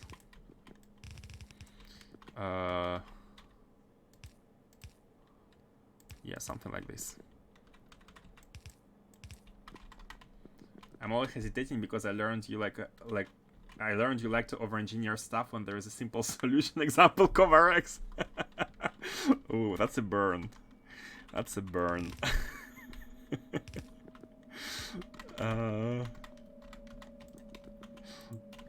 But I don't think CoverX is over-engineered. CoverX has been simplified over and over. We have reworked it 5 times. And it's only over-engineered, quote-unquote over-engineered, because there was a challenge to not have any U-235 sitting in the input. We didn't want to have like a stack of uranium sitting inside it, and that's the only reason why there is circuits. And that was a challenge. That was a challenge. How should we go? I think after this point, it doesn't really matter where we place the belts. I haven't planned for any kind of here. So how does it go here? Let's see. Let's compress the belts. Let's be compressing them here. So output priority to the left. Output to the left. And this one is gonna be well, it's better to, we need some space here to do something like this. Yeah. Oops. So we only have 4 belts now.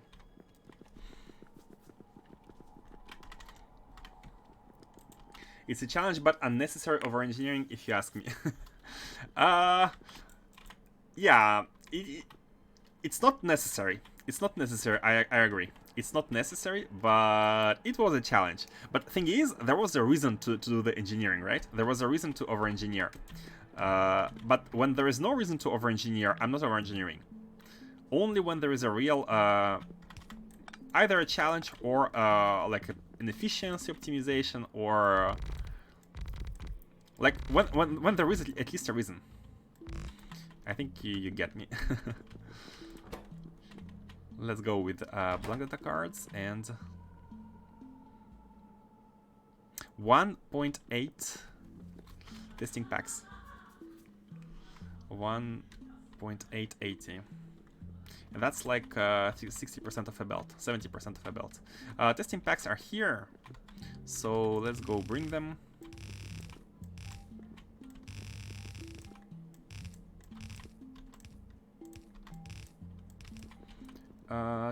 So one of them is going here.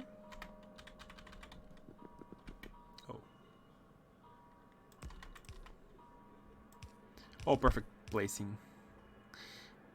Perfect placement.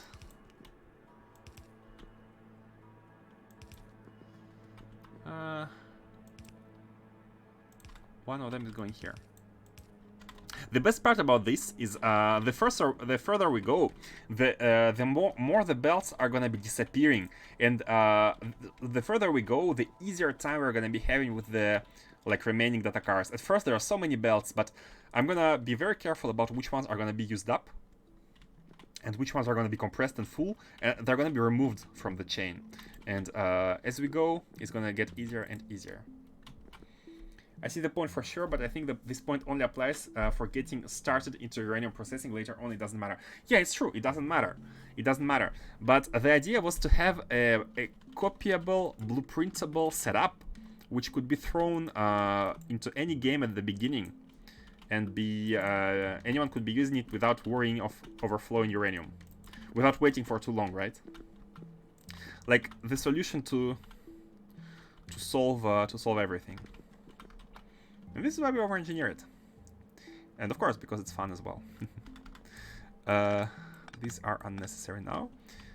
And here we can... Oh, I have missed... okay, the undergrounds here are gonna be a bit unnecessary, but that's okay. Like this. No, these are the other side. And this beacon is unnecessary. And now we have... we kind of have a tile. We kind of have a tile. Input, output. Yeah, let's bring in... okay, let's finish these ones first. Let's finish these. 7. We need 7. Yeah, so basically three of these here. Okay.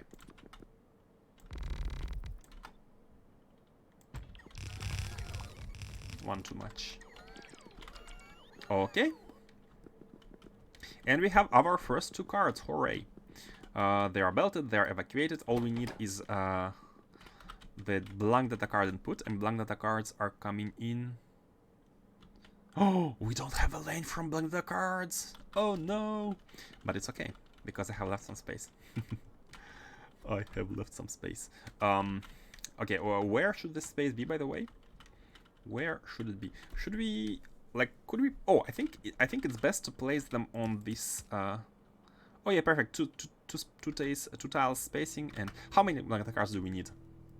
3.7. We need 2 belts. So let's bring them here. And again, oh, they're kind of in the. Okay, let's bring them next to the packs. Because the packs, again, we need 7.5k, and this is, let me confirm that it's exactly 3 belts. Or it's covered by 3 belts. 3 belts is 8.1. So we can have the 2 belts of blank data cards coming in right here.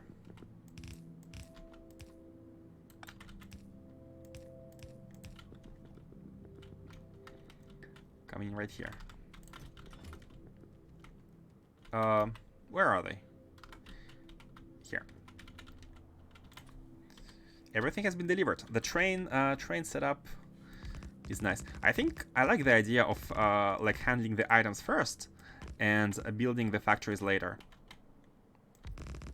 But that doesn't not for the rocket itself, because the rocket itself is not complete. Like, we still need to produce 1 item on Novice anyways, so no point connecting it to everything right away. Where are the belts? Here. These 2. Where can they come from? They can be coming from here. Yeah, they can be doing something like this. A small dribble operations. Up. And up. Let's move the chest 1 tile to the left. Oh yeah, perfect. And let's bring the 2 belts. Oh, oh, this one is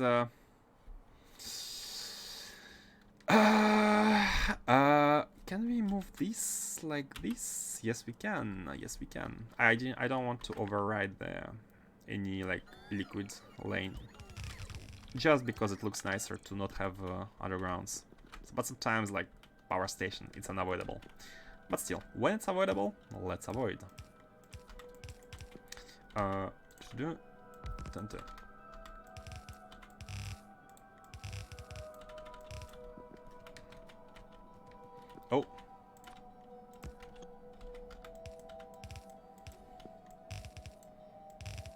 Jetpack, okay.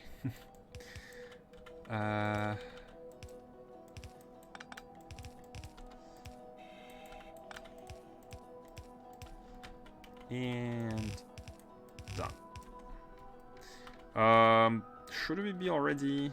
Let me disconnect them. Yeah, I'm gonna disconnect them. Just because if we make a mistake, it's easier if we don't have the items in the belt. And we can copy-paste these. Yeah, this can be copy-pasted because it's perfectly spaced. Hopefully.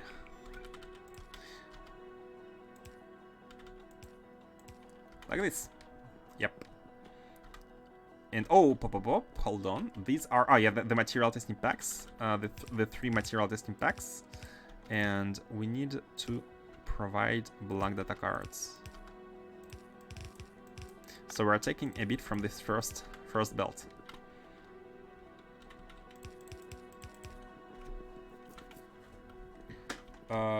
And we are done. The two of them are officially done. Everything is connected. Outputs are connected. Oh, pop. Man, the moment I'm saying stuff like that, I am kinda reviewing. Is it really done? Whenever I'm announcing it's done, in reality I'm thinking, is it really done? Are you sure there's no problem? And of course the answer is there's always problems. And in this case, the problem is the lack of beacons. I think we can have 1 beacon for the cooling and these. And the lack of models here. And we can have, I think, 2 beacons. Oh, it doesn't fit here. And we cannot really do this. Should we use another round here? Just for the beacon. I think it's or we put the beacon like here. And yeah, I think it's better to put the beacon on this in the space below, because it could catch maybe the blueprint like some bases below. So let's put it 5 and 5 in the middle. 5 and 5. Like this. Okay. Now let's do the next cards.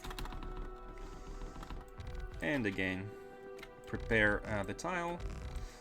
Are they same size? Yeah, they're the same size. Let's check. Maybe we can just copy-paste everything here. Maybe we can just copy-paste everything. These require... Oh, no, these require 3 of the same inputs, but 2 of the different ones. 3 of the same, 2 of the different. And they output cards and scrap, which is the non-contaminated one. 1410, 1410. 28, it's a little bit over a belt. A little bit over a belt. So we know that 1 belt can be properly consumed. Okay. Boom. How should we organize it? In the middle. In the middle we can be having all the inputs, I think. But maybe... Oh, we could actually have 1 belt having both of these. We can have 1 belt having both of these. This way we don't really need to... We can have 3 belts in the middle, in between. 1, 2... Oh no, we need 4 belts. Or we can combine something else. But combining like into half of a belt is sometimes a balancing problem, because we are using... Unless we draw properly from both sides. Okay, let's see here. They have 2 outputs, 2 same outputs, so we might actually not worry about like merging the belts and have like 2 outputs in the middle, these ones, and maybe 1 input belt in the middle as well, like 1 input. Like, for example, not material testing packs.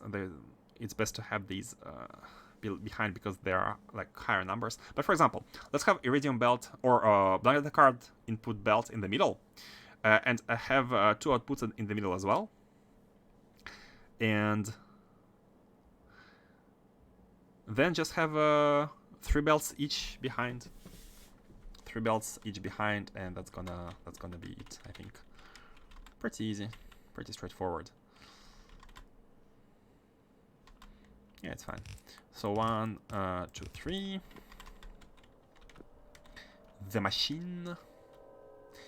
We're gonna be needing another round here, but it's okay. The machine, which is making... what were they called? Tensile strength and compressive strength.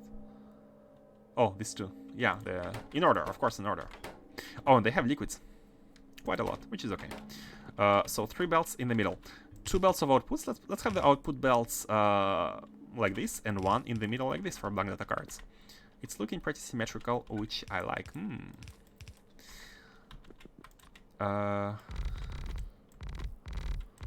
Okay. Now, the same building which produces compressive strength. Oh, and we can see that they also need the same liquids.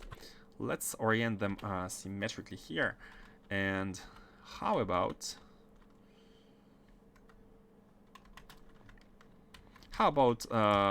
like putting what's the word? From the bottom part, the liquids are going to the top, and the top one is the one which transitions them on each side. And we can do the same here. So basically, these are going to be the two lanes of liquids, and the distribution goes like this, which I think is good enough. Now, yeah, let's split the models.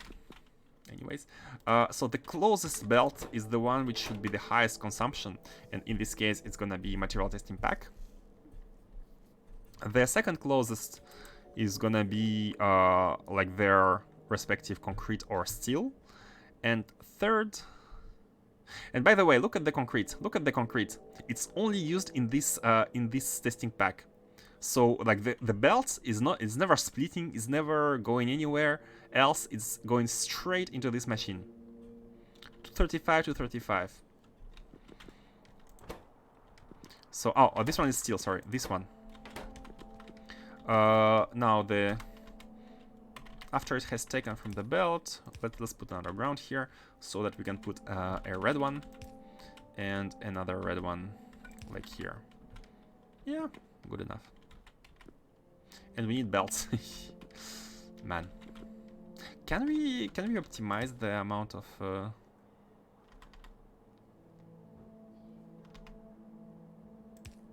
yeah, let's do it like this. We can save some belts. Save the belts. Okay, we need to output with filters, and that's the main issue here. So we need to be smart with undergrounds. So let's say the cards go on the top one.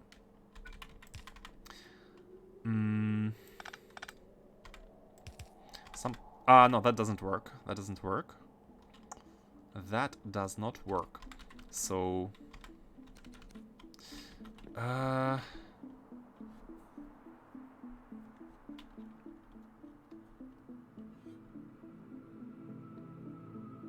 it's already a bit of a challenge. Let's see here. How can we? Okay, deck. No.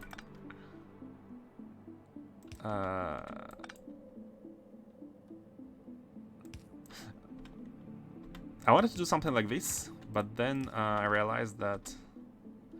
Okay, let's. This is impossible because this will output on the right hand side, and it's coming into the left side. It's gonna be blocked. Could be the other way around. Could be coming into here. So the right hand side is going here. Oh, but there is no. Okay, like this. And now this is properly evacuated. So these are the cards. Tensile strength.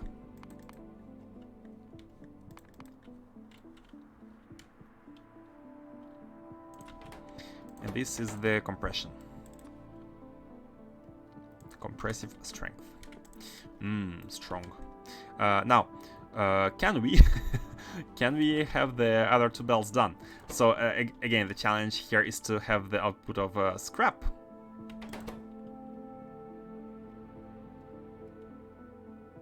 Yeah, the iridium plate is gonna be the one which is going into the feedback loop. However, the feedback loop needs to affect both of these, so we're going to be needing to split the iridium, but it's okay. Oh wait a second. Which one is the iridium? We could actually be outputting iridium somewhere behind and be directly merging it with any iridium coming in, which I think is nice. So forget about economics of the of the belts. Okay, let's set iridium first. So which lane was the iridium? I think the iridium was the last lane. So we can do something. We can do something like this. Yep, and then this belt. This belt is gonna be taken from here, and the input is gonna be here. The iridium input is gonna be from this side. However, one small issue is that it outputs to the right side. It outputs to the right side, and the left side is the one which is gonna be consumed. So we need to output it to the left side there. This inserter takes from the side which is closest to it. So we need to make sure we are inserting priority on this side. Okay. And you are simple. Like this. Now, we have dealt with the feedback loop. Now we need to deal with...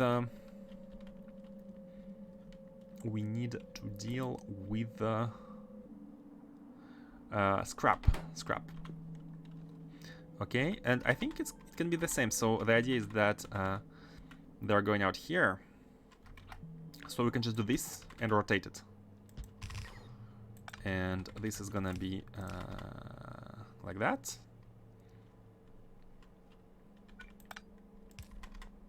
Let's make it symmetrical.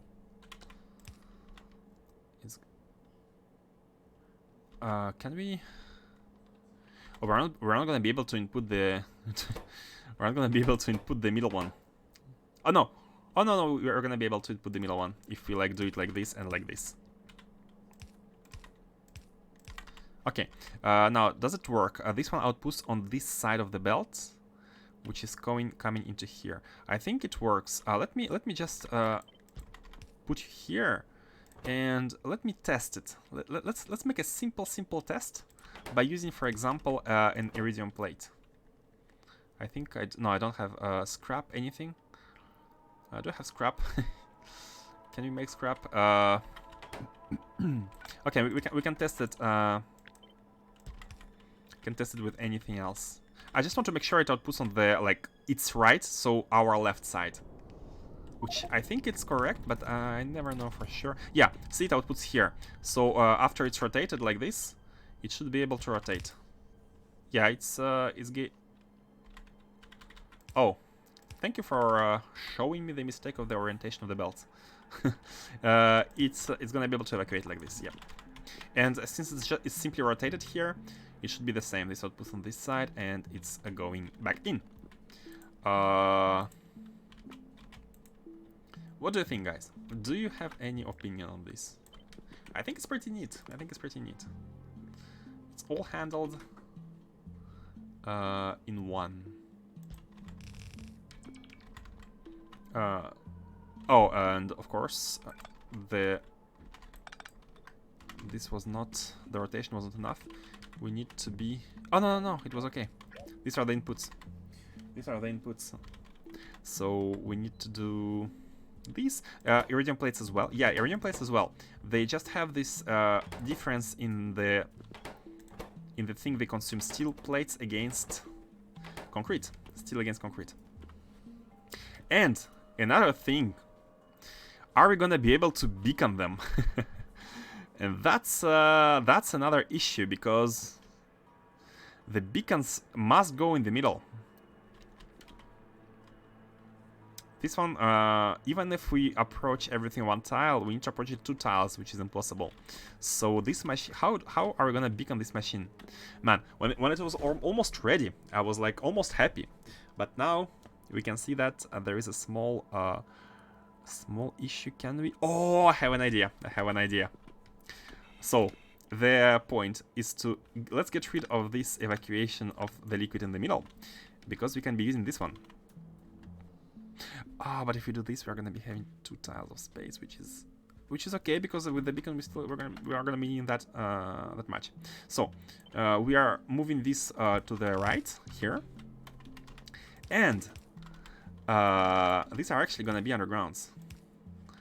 These are gonna be undergrounds, and this is gonna be an underground as well. Not sure until where. And let's have a second. Let's have this one also going to the top, and this one continuing to the top because we are using that one. And we could be like putting something like this here, and basically we have the two fluids like this. But now a beacon can fit here, and the idea is that we are gonna be having the perfect necessary amount of space. Where's the beacon? Yeah, thank you.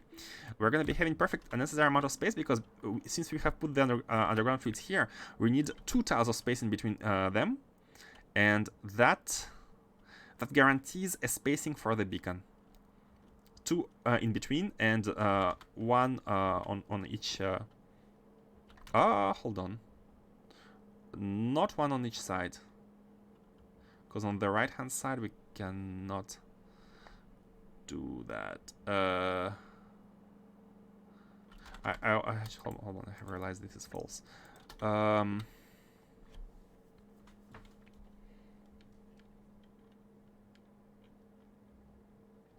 And yeah, these are not cards actually.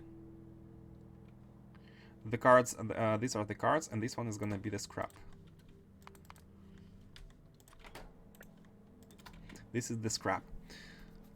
So scrap here, cards here, the input of the cards here, beacon here. We cannot really move these. We cannot really move these. So I mean, it's fine. We're gonna be having 3 tiles of space. It's no big deal. It's no big deal. And it's only when a beacon is necessary. It means once every 4. Okay, let's do it. Let's use undergrounds here as well. But before duplicating, we need to grab more of the. We need to grab more belts. The belt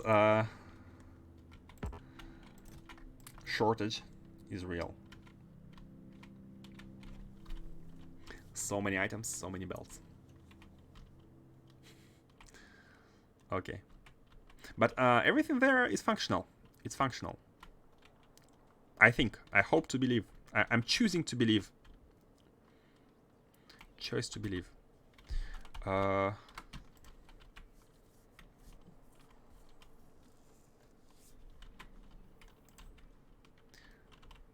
Why do we have so much stuff? Glass.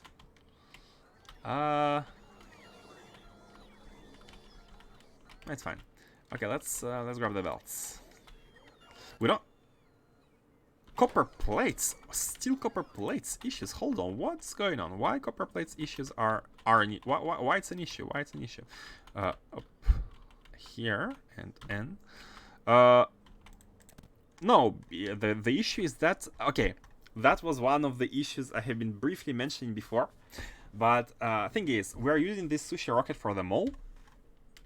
But since we're not doing any tech, the mole is not really used a lot. And this is why, since the rocket launches only when it's full, we can be having all the items we want, but they're going to be sitting here without being able to be used. So we should be slowly increasing the amount of items that we want here. So now we have 15k requirements of copper plates. And one row here is how many?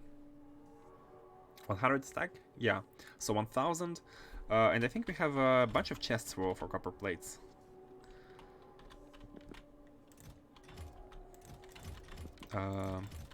Yeah, this second chest here, and maybe we have a third one.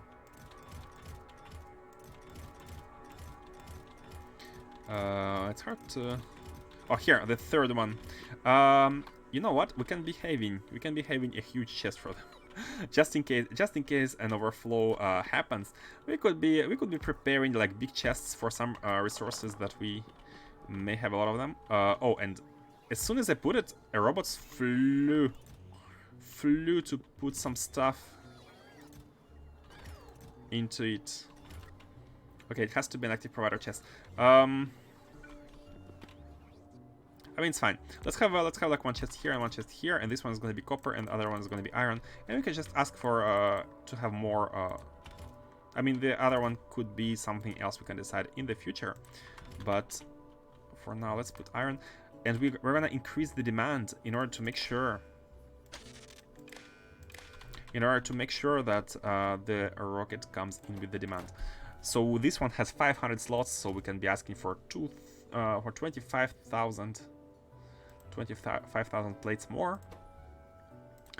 And let's have 20,000 more. For now, only for copper plates, and we shall see later for the for other stuff. The buffer is gonna be. This is the buffer. Okay, so the rocket has launched. Perfect.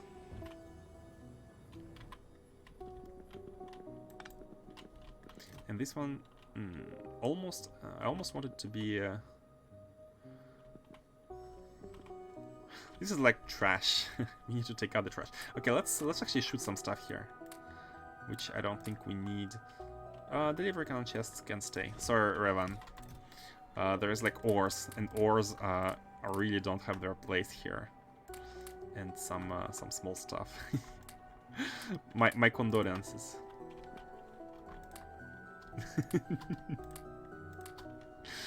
My condolences. But these came from meteors, I think. The initial meteors, which crashed, and we couldn't have the.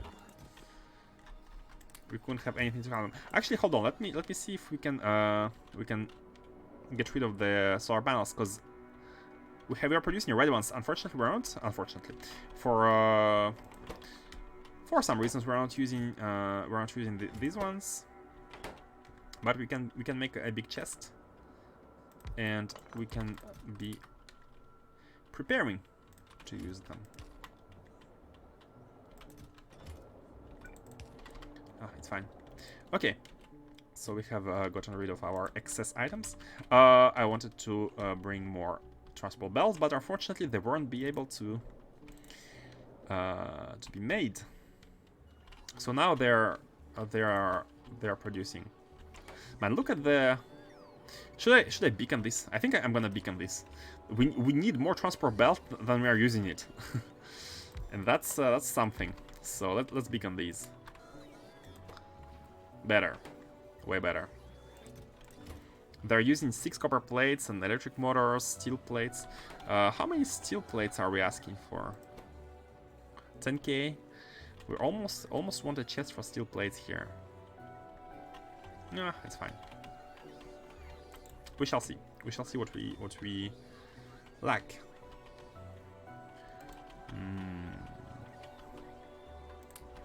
Okay, let's get the belts which are ready, and let's go. And as always, grab some more space landfill.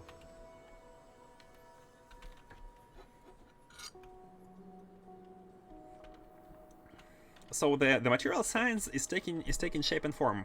Material science build. Like we fixed a bunch of stuff and prepared a bunch of other stuff, such as like processing of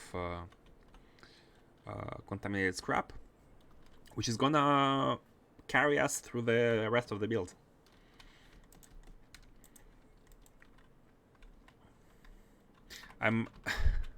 It's always important to do like the boring parts first, so that you can have fun later. How many? I think I have brought a lot of scaffolding already, but we're gonna be needing it anyways, and shouldn't have deposited all of it. Let's get half. Okay, so here the build is almost ready. The build is almost ready. Yeah, I think it's quite ready. Let's scale. Let's now scale. We need to remove this lane, and it's gonna have the same width as the one above. No, it's not gonna have the same width. It's gonna have it's gonna be bigger because of the additional spacing in between the buildings. So let's see here. Let's see how it goes with the scaling, with the not the scaling, the tiling. Okay, so at least 2 spaces in between.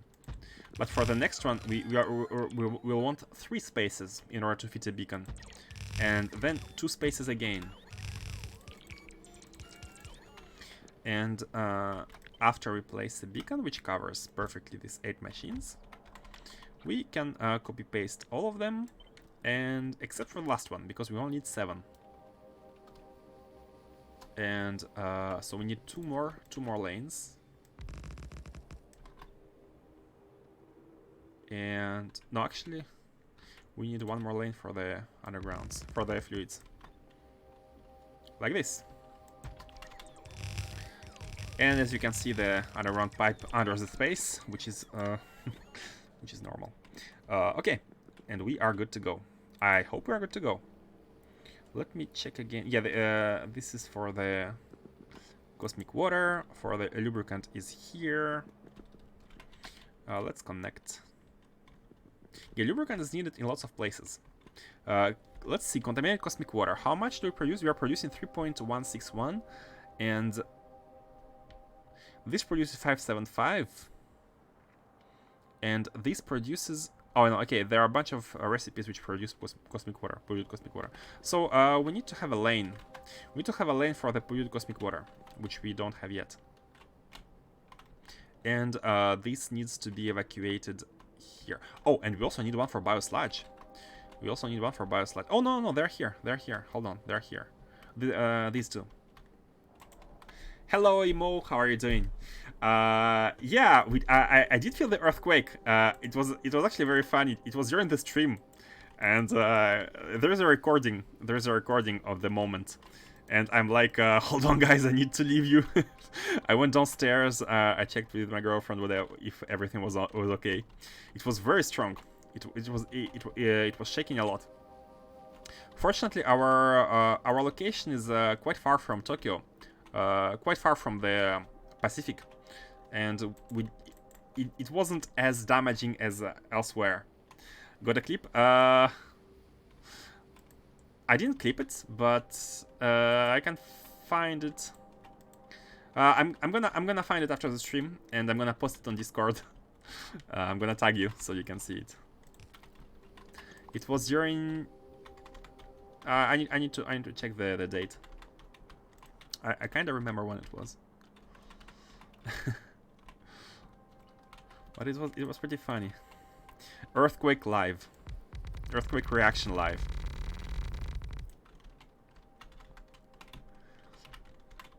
But yeah, it was okay. Thing is, actually, this earthquake had consequences. Because of this, Japanese government had turned off some of the power plants in Japan, because it was like the spring is coming, it's getting hotter, people are using less electricity for the air conditioning. So they have decided to cut off some plants in order to preserve the in order to reduce the chances of like problems, because it was actually in Fukushima, the location of the earthquake, the same place, same region where there was a huge tsunami 11 years ago. So they took their precautions this time.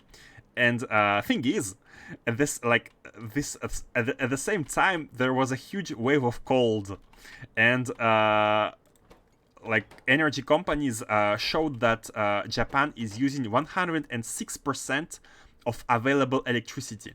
So they were like, guys, some of you may suffer a blackout. We are doing all we can, but we are actually consuming more electricity than we can produce. So it was a Factorio situation, like a factory blackout, because energy production was not enough.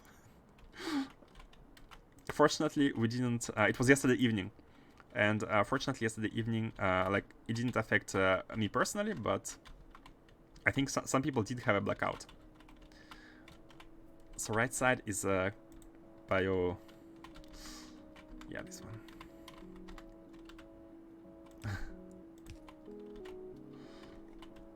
If it's too much trouble, you don't have to. No, it's fun. Don't worry. It's fun. I'm gonna post it.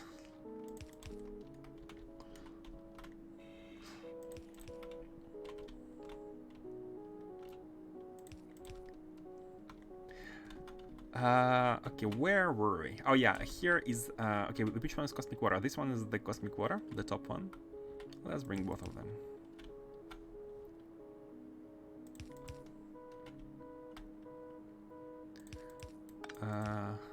Yeah, and bottom is lubricant.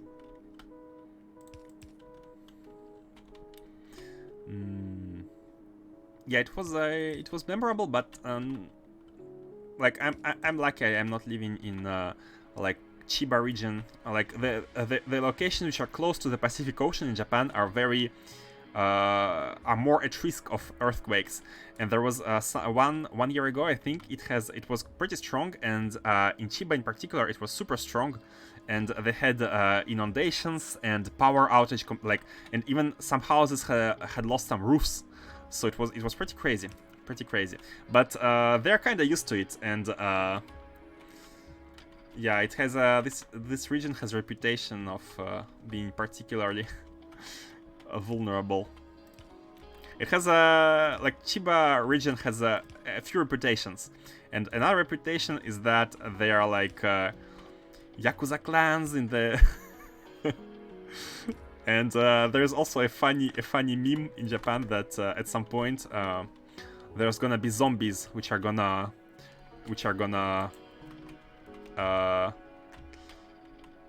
like zombies coming from Chiba which are gonna overflow in Tokyo.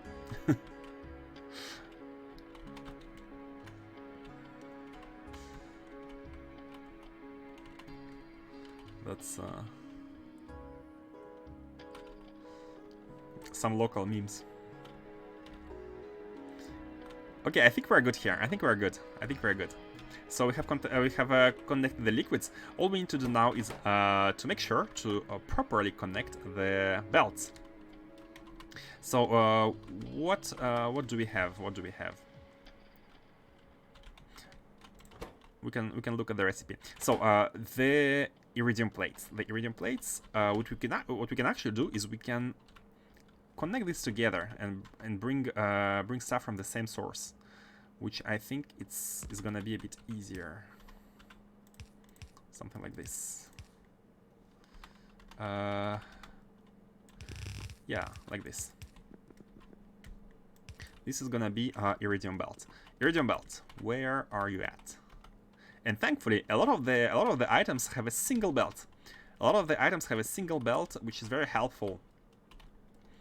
So we don't have to like estimate or be worried about any kind of balancing or splitting. So this is the one. And by the way, is it all, or do we use iridium plates anywhere else? 176, 1.2K. Yeah, we use them anywhere else, somewhere else. Yeah, like this. Okay. Then we have steel and we have concrete. So again, the concrete is the belt which is ending here. It's the sole usage of concrete is here.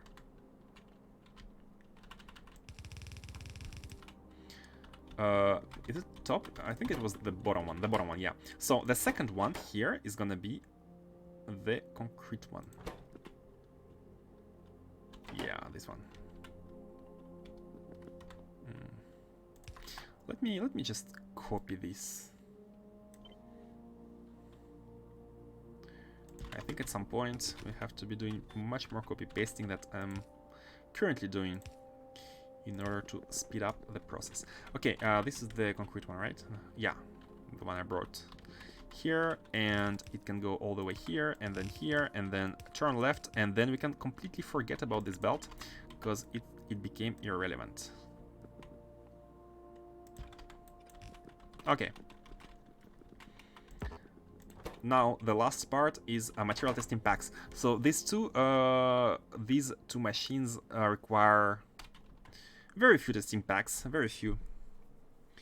470. But what we know is that the total of this total, as calculated, 1880 plus 940 is more than 2700. 100. Therefore, we are going to be taking...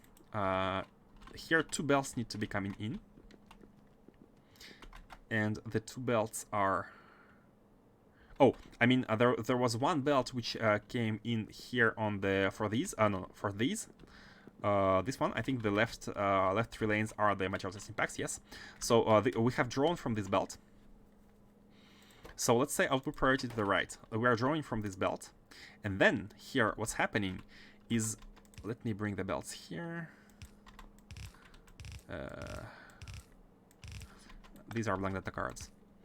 What's happening here is that we can do a very nice trick because we know how much we need. Let me check. Material testing pack is the middle one, right? Oh, no, it's not the middle one. It's actually this one. So we can bring it here. Let me first connect. It's gonna be easier, and then I'm gonna explain. This is the demonstration of how good the measured balancing is. And of course, we need to do the same here. And like this. Yeah. Okay, so here what's going on is that this belt is gonna be completely consumed. 1 full belt of material testing pack is gonna be completely consumed by this output and this output. So after we do this, on the left, only 2 belts are gonna be remaining. However, this belt requires some help from the second belt now, because we have consumed a bit of it here, and the remainings are not enough to fit here. But we know that if we take some help, a little bit of help from the second belt, and by still using input priority on the right, then we know that we can set a output priority as well. We know that this belt is going to be enough for these machines, and this first input belt is going to be fully consumed. We only have 2 left. And this is very, very cool to know, to estimate, so that we never need any kind of belt balancers or belt whatever, belt balancers basically, just because we know what belt we are taking from, when we are stopping to take from it, etc, etc. We have information, and information brings us power to have more UPS friendly design without having balancers every 10 meters. So material testing pack, okay, concrete, okay, iridium plates, okay. Blank data cards, it's the middle one. Here, the middle one is blank data cards. Okay. And blank data cards, yeah, we have taken 470 here, 470 here, so we are nowhere near finishing the belt, but we are always taking from a single belt, and we shall make sure that we are gonna know when it's empty, when it's gonna be done. Okay. Here we are good, and let's... oh, don't have any more undergrounds. Oh yeah, use so much of them. And also don't have any more transport belts. So we do need to go back again. Like, we need to go back, restock on transport belts. Every single build. Every single... I think there's even not enough to bring the output of the cards. Let's go restock. I should have deposited these, but that's okay. We have space. Space and space.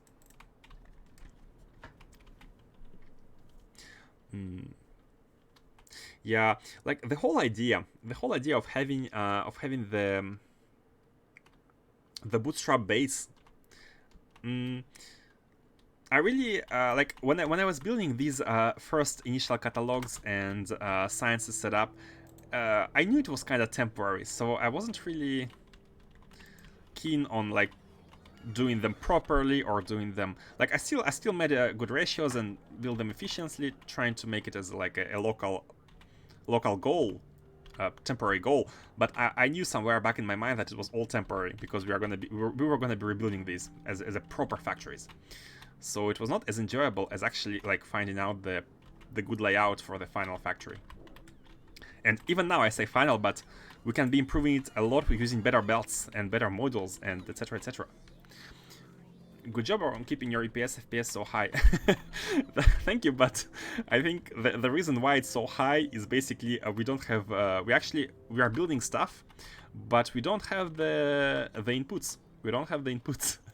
Like every single outpost is literally have like one belt of inputting the items, because we're not using it. We shall see how it goes after we finish all the 4 sciences and we plug them all in and we increase the throughput of all the items, and only then we shall be crying. But I'm trying to make a like UPS. I'm trying to be concerned about UPS all the way during the factory's build, like not using balancers. But the real reason, yeah, is that the factory is mostly idling. You can see we are not making any research because we need to make the packs, the cards. So we have these belts. Let's take some other rounds. Okay, should be good. And let's finish up with this. How far are you from testing that? Well, the idea is to lay down and make all the sciences functional. So we have already done all the biosciences, and by all I mean all the tiers. You can see we're producing all the catalogs. We have done astrosciences, all the catalogs of astrosciences. Now we are doing material ones, and after that we're going to be doing energy ones here. And when all 16 catalogs are done, basically after the energy build is done, I'm gonna prepare and make the laboratory section.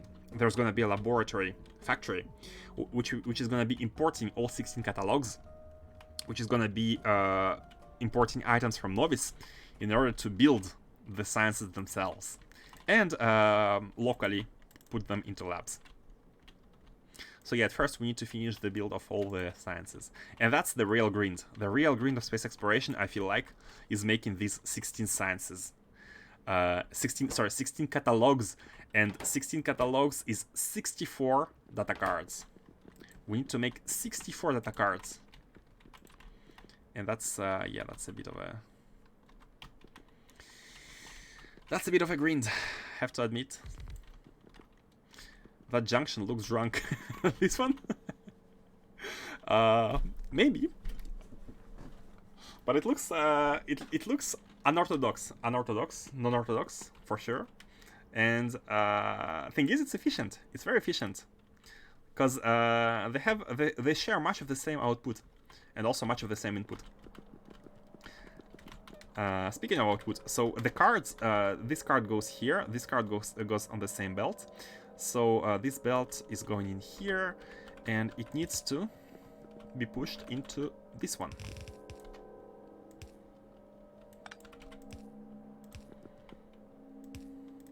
Something like this. Yep. And done. We have connected the cards. All 4 cards of tier 1 is they are done and connected. Let's also handle the scrap. Oh, hold on a second. I made a mistake. I made a mistake. We are outputting more than 1 belt of scrap. We are outputting 2.820. And 1 belt is 2.7. We have a little overflow. We have a little scrap overflow on this belt. That's a pain.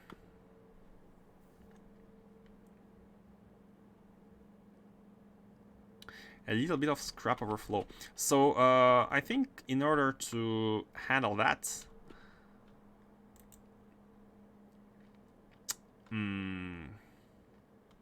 yeah, I think in order to handle that, I'm gonna do something bad, but I have to. We have like a little bit too much of scrap. Let's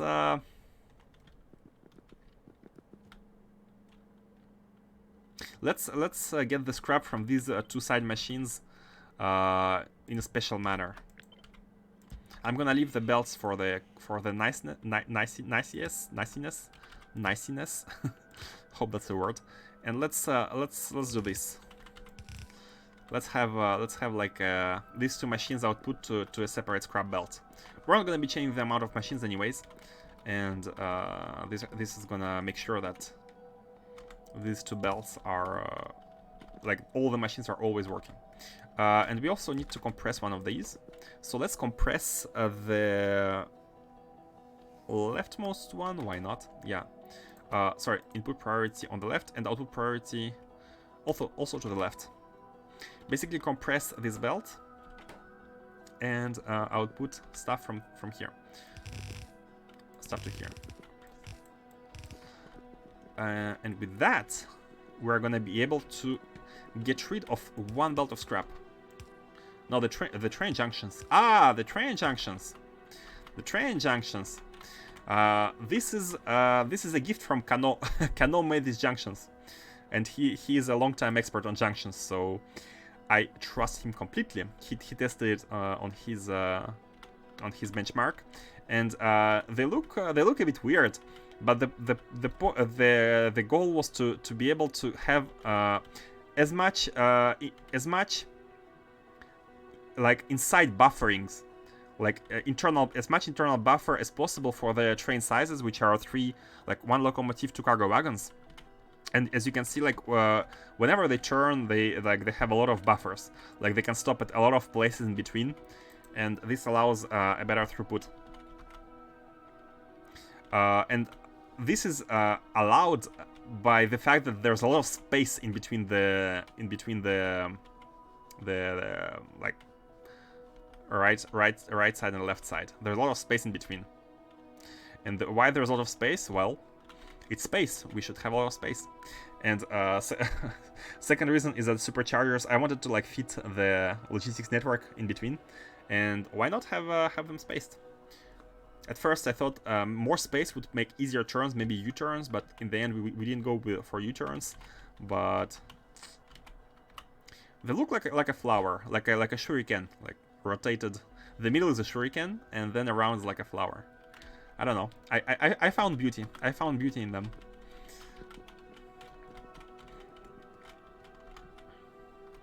Okay, that's an oopsie. And it should be like this.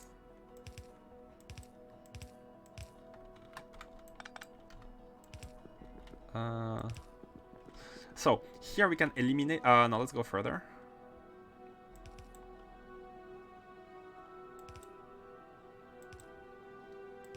Okay.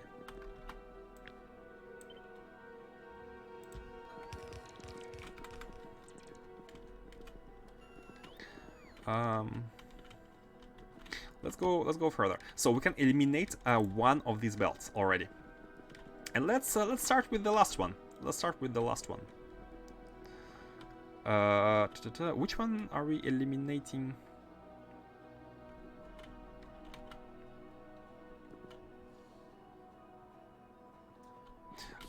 Here we have started to eliminate. Actually, we have eliminated this one, the first one here. This is for from 5 belts we went to 4, and we have eliminated the first one. Maybe it would have been better. Maybe it would have been better to eliminate the last one, so that the build converges towards the middle. I think it's better. I think it's better.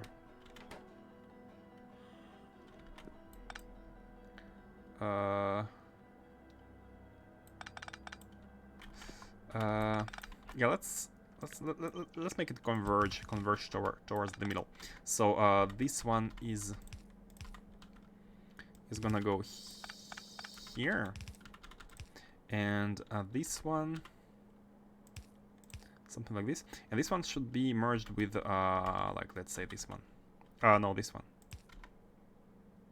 It's actually easier if it's merged with the we should control which belt we are merging.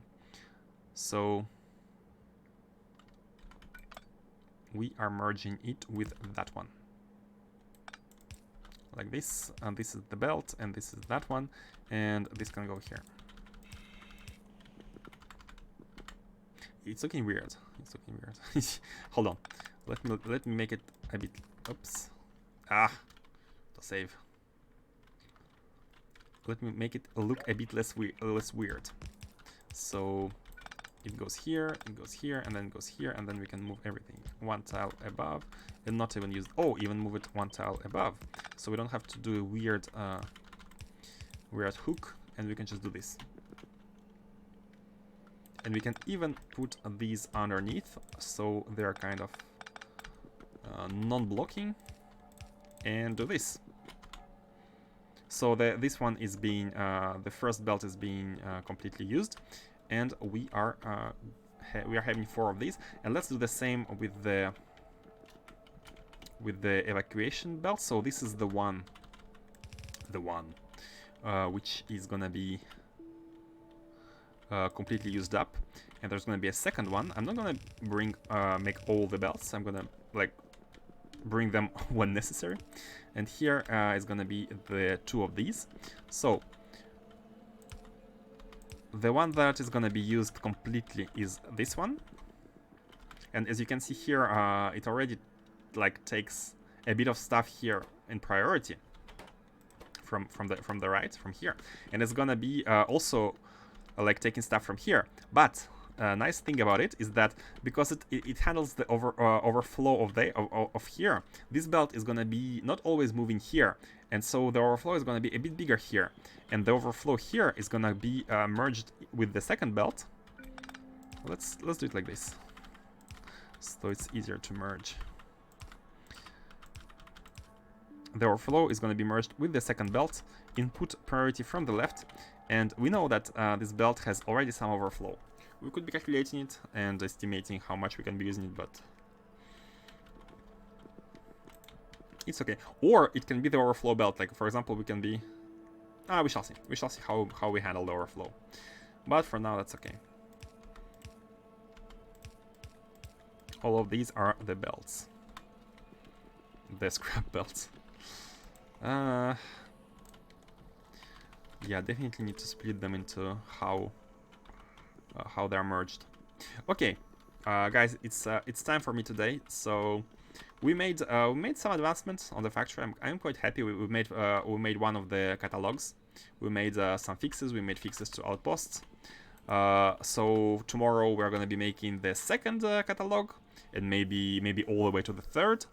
And maybe this will allow us to go back to Novice and finish, because we need to go back and build this heavy composite, which we can't even research because we don't have the Science Pack 3. We need to build the Science Pack 3, build some of it, research the composite. We could also be making radars. Oh no, we need Energy Science 3 as well for that. But we can have at least this prepared for the catalog, and get ready for the Material Science 4, which is not hard. It's a grind, but the requirements are pretty simple, like plates and whatnot. Okay, so thank you all for watching, and hopefully see you next time. And yeah, actually yesterday I didn't stream because I thought maybe we would have a blackout, which fortunately didn't happen, at least for us. But it was fun. Like I turned on the clean, trying to heat my apartment, trying to heat it up, in order to, like, if we had a blackout, well, at least we wouldn't be too cold. So I heated up the apartment. I charged my phone to maximum, kind of trying to prepare for an eventual power outage. Thanks for watching. You're welcome. Thank you very much for coming and watching and chatting. Of course, appreciate that. Okay, let me try to read you. Let me try to read someone, to find someone who is streaming space exploration. Unfortunately, at this time of day, yeah, I'm seeing like 8 people, 10 people. Is there someone? Okay, there's one online. He's doing space exploration, and as per my rule, we are always trying to read someone who is streaming space exploration, because I think you guys are enjoying watching space exploration. Let's see here.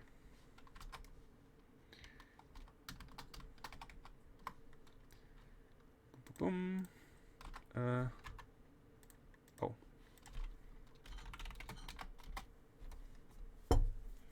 Okay, and the raid is preparing. Good luck traversing the desert, and have a good day or night to you all. Enjoy. Bye bye.